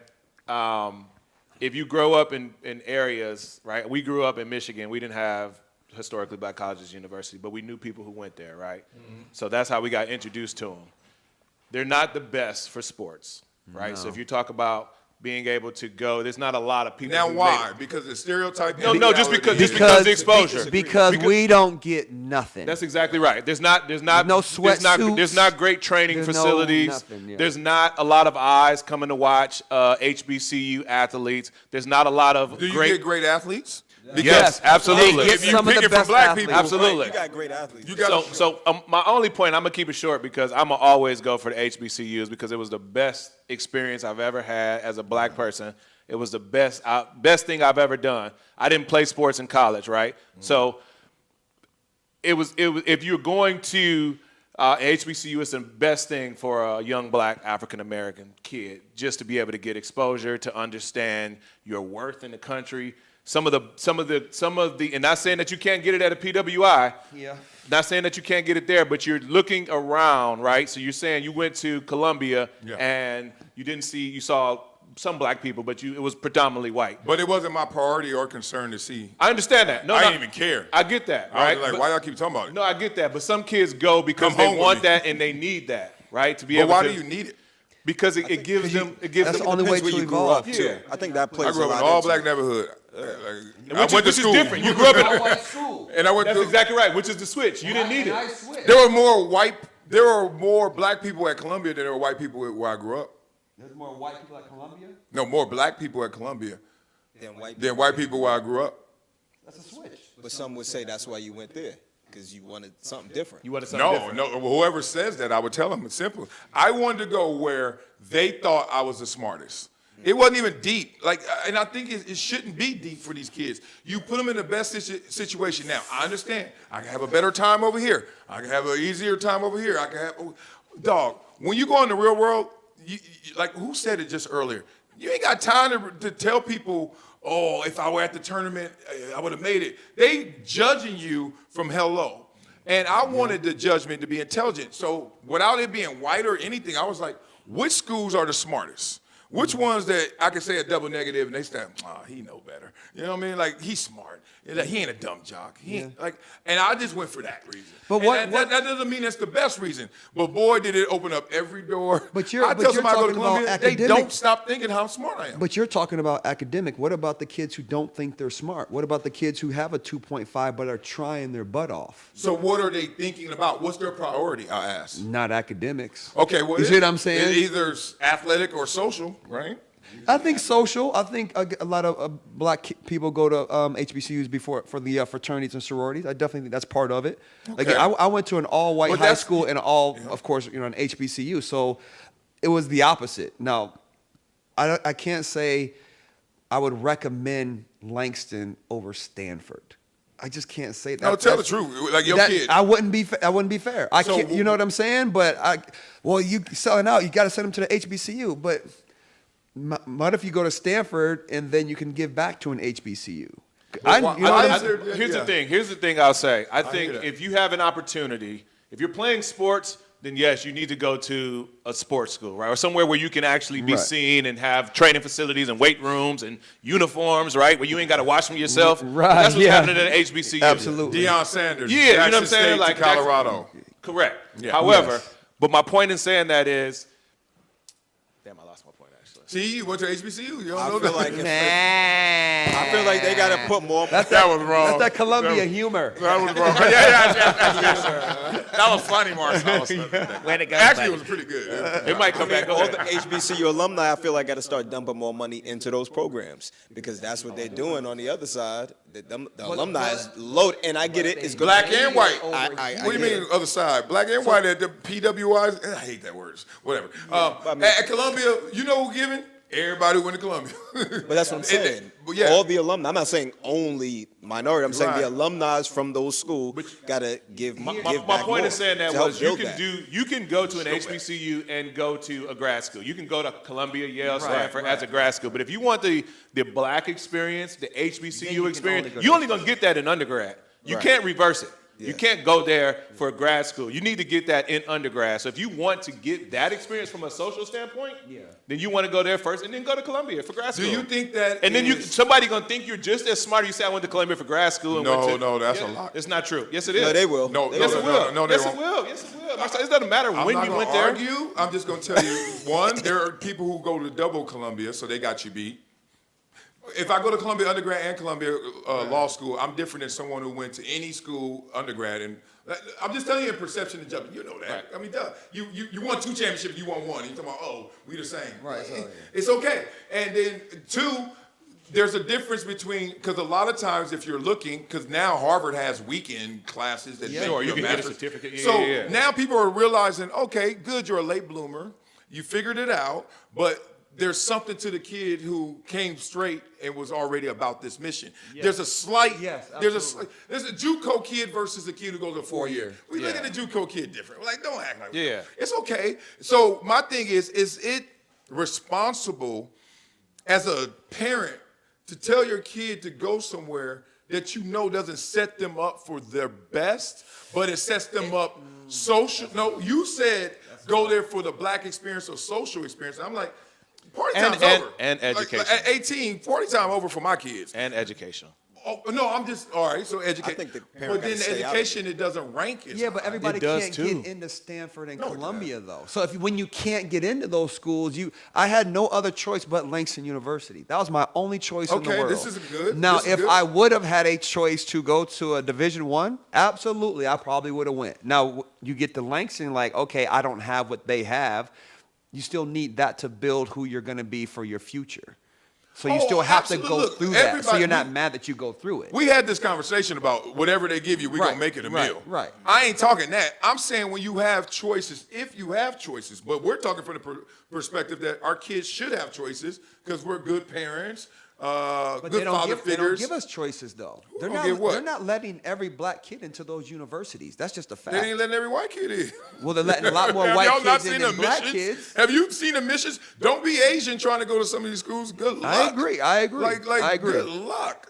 So I think that's where the argument gets distorted. Everyone thinks only 2. I'm like, No, not only two. I have twin girls who are freshmen in college. oh, here we go. And where are they at Waiting again, on sir? you. I can speak about it. And where are they at, sir? One's at NYU and one's at Berkeley. Okay.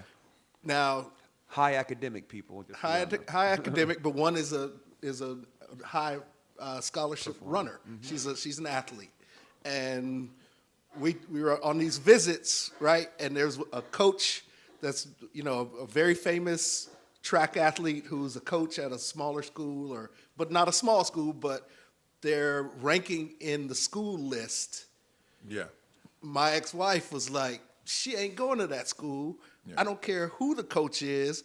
I know she can probably get her exactly where she needs to be in track. Yeah. But if people look at that resume, it's not going to do the same thing as looking at Berkeley. Berkeley. Right? And it wasn't an HBCU. Right. It wasn't an HBCU. Right. But you can get a great education at both. Yep. One may fit you, another. We call the triplet is my niece, and she's at Spelman. And Spelman fit her personality great, and she's loving it. NYU fit my other daughter perfectly, and she's loving it. She's thriving. So our whole thing was you're going to go to the best school that fits you. That the best school you get into that fits you, that's where you're going to go. What's the fit? Qualifying I don't think it standards. matters. Yeah, and there's a bottom to this, no? That's I don't right. think it And matters. that's right. And my daughter at NYU was gonna go to Spelman, and then NYU said you're in, and she was like, I'm going there. That's my point. But that You doesn't get- make and when Spelman you a get- less of a no, school. not at all. Spelman's a But if you wonderful get into one of those school. great, a bigger school, right? You're gonna normally go to that school more than an HBCU. I personally don't think parents should tell their kids what school to go to. I think when they get to that age, just seniors in high school, yeah, you can give them guidance because you have experience in certain things. But at the end of the day, whatever school they go to is they have to be comfortable with that decision because for the rest of their life, they're going to say, I went here. And I'd rather my kids say, I went here because I wanted to go here Yes, than to a them to point. be, But what if your kid wants be to go- mad But, okay, at me for pushing them to do I something they would don't want give to do. my kids a top 5 list, and I did this with my daughter. And you give me your top 5 list. first, let's just find where we agree, and then where we disagree, let's talk through it. But there are some schools you're not going to if you have options to go to other schools. Like, I will give you the bottom. I won't say where you have to go, but you're not going to school. And to add this before we keep going, why are we so reluctant to judge schools academically? And we are so easy to do it athletically. Do you know, there's a BCS or whatever they used to call it. Ohio State's the best school in football this year.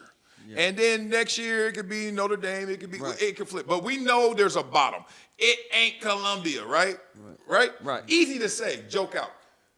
Morris Brown ain't Columbia in academics. It could be amazing, but it ain't Columbia. But that is met with a different resistance than it is when we say it athletically, right? Absolutely. I want to know what that is. Like, what do people... You separate those It's a racial undertone there. It is? That's what I think. Because when you think about a school like Columbia, as you already said, it's predominantly white. So, and then you think about a Morris Brown, it's predominantly black. Right. So I think for some people, when you say, oh, this school academically is not this, they're taking that as you saying something very different. What was the racial Even though undertone? it's true. It's true, and what about the racial undertone athletically? They, all day, HBCU, yeah, we suck. In sports, and then you say, okay, well, your U.S. News and World Report, I'm looking, where y'all at? And then it's like, they don't want to say it. They are the Columbia of academics in some of those schools. I don't know about Morris Brown in particular, but I'm just saying. I don't understand. You know it because you there. Yeah. So at the end of the day, I think that HBCUs, were built for opportunities for black people who didn't have opportunities to get into other schools. Go to other schools. Yeah. Period. That's just like non-starter. They were built on that emphasis of like, this is all we got. This is it. So this is where we're going. And obviously they became bigger and well-known. But like the biggest colleges, Morehouse, Spelman, Hampton, Howard. Howard.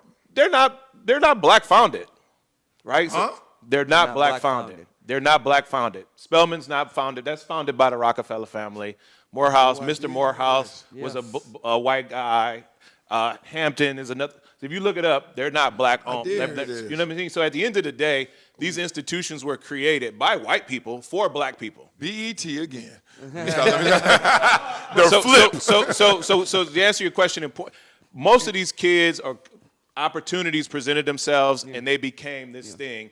And if you look at Fortune 500 companies, a lot of them that are women-owned, women-ran presidents, they came from HBCU. Yeah, I see it. You know what I mean? Like these people running the countries, running the world came from HBCU. Yeah. So it's not that it's not an educated, prestigious school, because people can look at, I came from Spelman, or I went to Morehouse, and you went to, you know what I mean? Like, so, Howard, so I don't think that people look at it as that as much as anymore. Like, oh, you went here and I went here, so I'm less educated than you. No. It's like we had different opportunities and different experiences, and if that worked for you, cool. This worked for me, cool. Yeah. And if this works for my kid, cool. This works.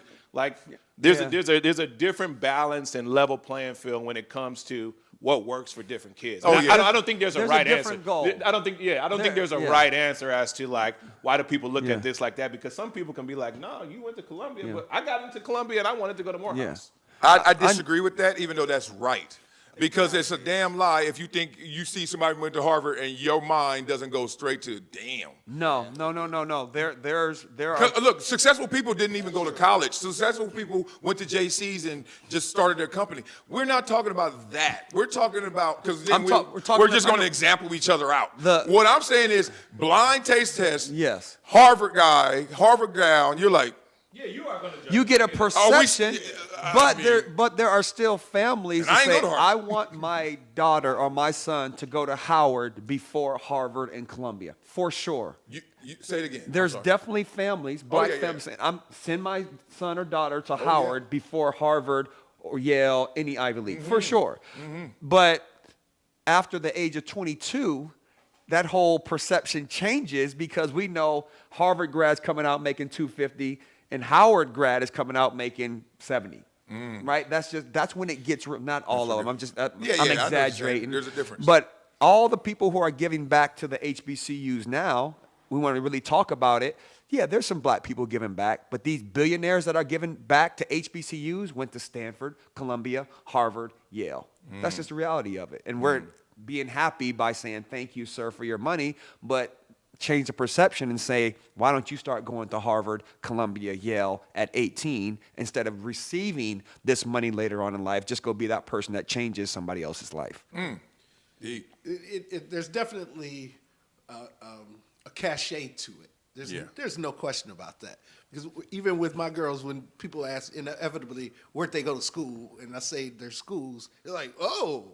Right. I mean, it's like a Thing, physical reaction that they have. Like, it shocks them. Like, what kind of super kids are these? Well, they work really freaking You hard. think that's racial or that's just objective? No, I think that would be with anybody. Yeah. With any, I with- agree. With I'm just trying to moderate. Because if you had kids, you know how competitive it is to get into these schools. Yes, it is. And how damn near impossible it is.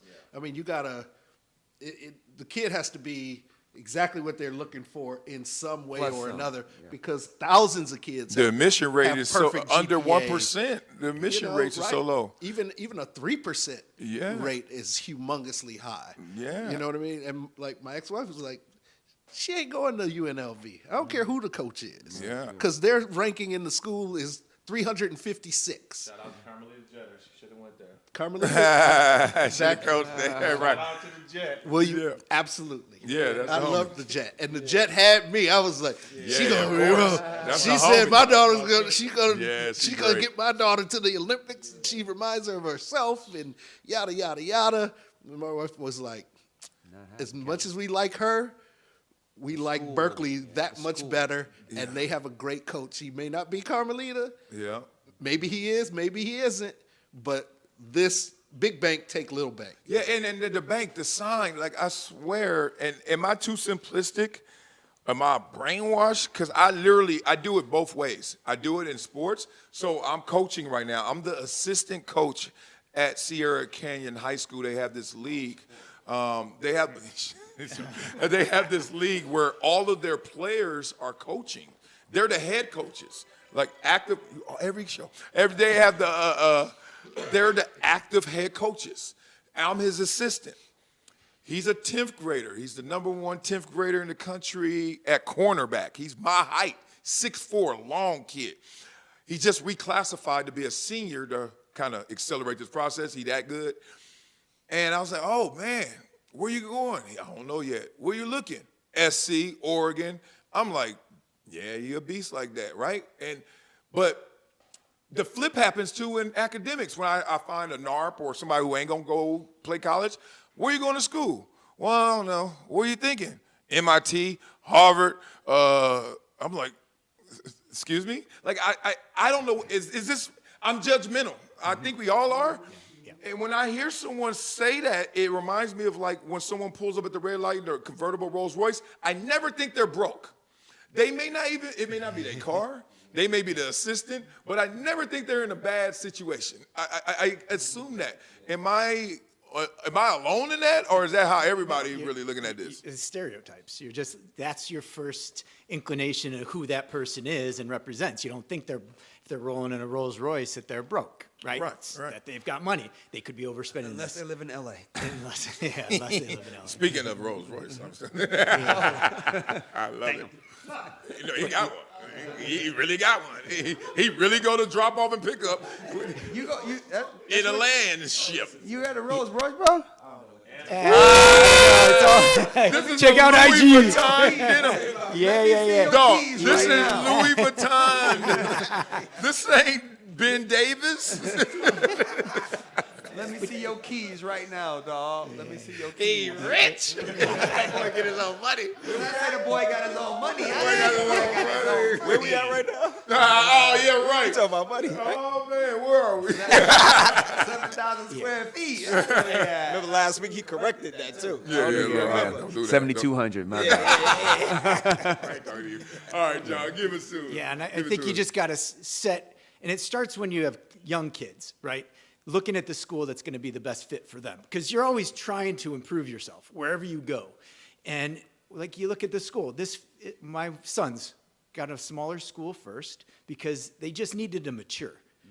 And then, okay, now they can go to the bigger school because they've built that self-confidence. They've built that. And so I think that's really where it is. If you're jumping schools, and just because you can get into the high-level school, if you go there, and you can't keep up academically, you can't keep up socially, you can't keep up athletically, it's not going to allow you to excel, right? Right. You're going to kind of just fall back into what you know as opposed to expand and get out there. And I think that's where HBCUs, they allow you, if you, and you, like you're saying, you have an opportunity to improve without some of the constraints that would be on you at a PWI.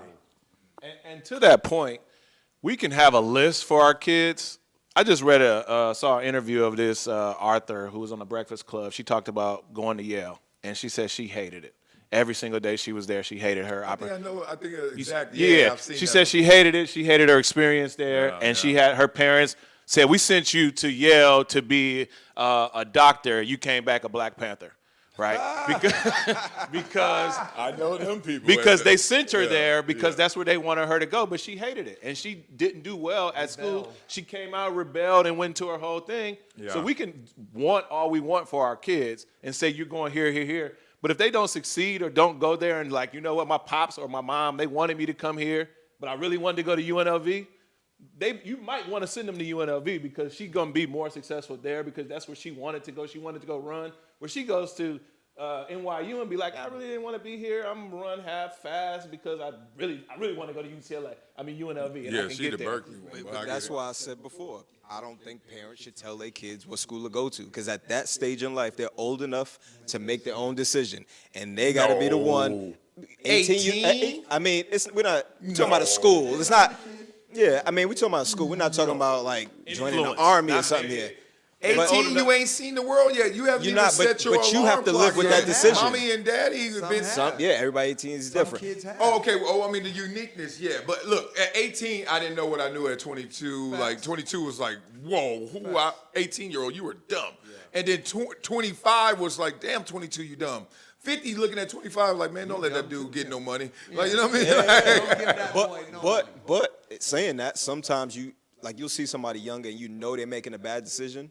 But as you're older, you be like, gotta let them make that decision. They will learn from here. Everybody's got to go through it. I'll let you go to a party you shouldn't go to, maybe. I'll let you skip practice because you just chilling. Right. You ain't going to a university, and my boy just went through this, and it's a point of contention to a degree because he let his daughter go to a school that no one heard of, including him before this. And I was like, why you let her do that then? Because no one heard of the school. And he's like, well, that's where she wanted to go. I was like, and you allow that? I was like, why would you? You're going to put her in a position where everywhere she goes, people are going to say, you know this feeling. Someone says, oh, where you go to school? And you say, and he's like, oh, okay. You know that? That, I swear, I'm like, good luck picking yourself up from where I just dropped you in my mind. But that's what Langston was to me. And to me, I'm okay. But everybody, you're the third best receiver on the Vikings, and they had Chris Carter and Randy Moss. Yeah, you're all right. I'm all right. But now everybody got that. But not everybody got, that's what I'm saying. You kind of have to let that person go through it, because I wouldn't have had this life without going through what I had to go through at Langston. Yeah. So you have to let them do it. I don't think I'm right. I just know that I have a program that I run in my head, and that's why I love talking about this, because I'm not the type to be like, yeah, I'm dead set in my ways. I'm like, I know too many other successful people who got their different the blueprint. ways. You know blueprints. Yeah, so I'm like, I'm listening to y'all as much as I'm talking. I even have a nephew who also ran track at Berkeley back years ago. He's 35 now, whatever. But he said once he got into the work world, he was like, thank goodness I had Berkeley. Yeah, I went there. Because people, he said, if all else was equal, Berkeley. people looked at, saw he went to Berkeley, and he got the job. He got that gig. Absolutely. If all else was equal, and that was a tiebreaker. Yes. But this. That's what My that's what daughter the at schools NYU are for, though. yeah, my daughter It's went about to the NYU. resume. It's not about having fun and going to a party on Saturday night when you're Yeah, that's why I 19. won't let my kids, to a degree, make the decision. I'm like, this ain't play. This is- But if your kids sit down and break it down to you, you're probably like, yeah, that's a mature decision. If your kid also says, I want to go to this school, I want to go to Arizona State because that's the best party school. Yes. You could be like, oh, I don't like Arizona State no more. I'm going to take them out of my top five because her reason is not a good enough reason for her to warrant to go to ASU. Well, my daughter at NYU, talked her way into NYU with us. I wanted her to go to Howard or Spelman. First of all, the financial package, because they really wanted her. And they were like, we'll pay all of this. You only have to pay $10,000 a year. I was like, oh, snap. That's amazing. She wanted to go to NYU, which is $90,000 a year. Big difference. And she broke down why. And she was absolutely right. She's in the absolute best place for her. And she's thriving. And, you know, she loves New York. Nothing you would have ever thought. She loves all the stuff, right? And she's immersed in what her real interest is. She wants to be a director. I'm about to say some art, some creative something. NYU, she gonna get a dose. She's at the right spot. And she's literally surrounded by people who that's are NYU. Like-minded people. Well, let's get out of here on this. Yes, sir. Yeet. And that $90,000 a year, Daddy's still creamed up. Like Daddy's still the cream. That's what that salmon do. I'm still here. Salmon. Dreamsicle, thank you. I ended with the story of my daughter, undergrad. She ended up going to UConn. Not the sickest, best student, but a good student who was not the best runner, but a good runner. So it turned out that was on her list, UConn. She really wanted to stay in the state of Connecticut, where she was at that time, high school, et cetera. I got it. College, she finishes. She go graduation. What's next? I'm going to grad school. Okay, let's get this in. Long story short, she had her list. And I was like, okay, this is grad school, so this ain't about running track. This is going to really set you up, as you said. I said, all right, well, let me see that list. And I said, is there anything on there that's like, you got a dream school, a wish school, a school you don't think you could get into school? Because this looks safe. And I think, how much is it to apply? $75? I would send this to every school out there for 75 times it, you know? And one of them was, real talk, Columbia. She's like, I always wanted to go to Columbia, New York, and all that, and they have a great program. I was like, why didn't you put it down? I don't know. I said, okay, let's do this. You have your list, you put Columbia and find some other wish list schools. We'll see what happens.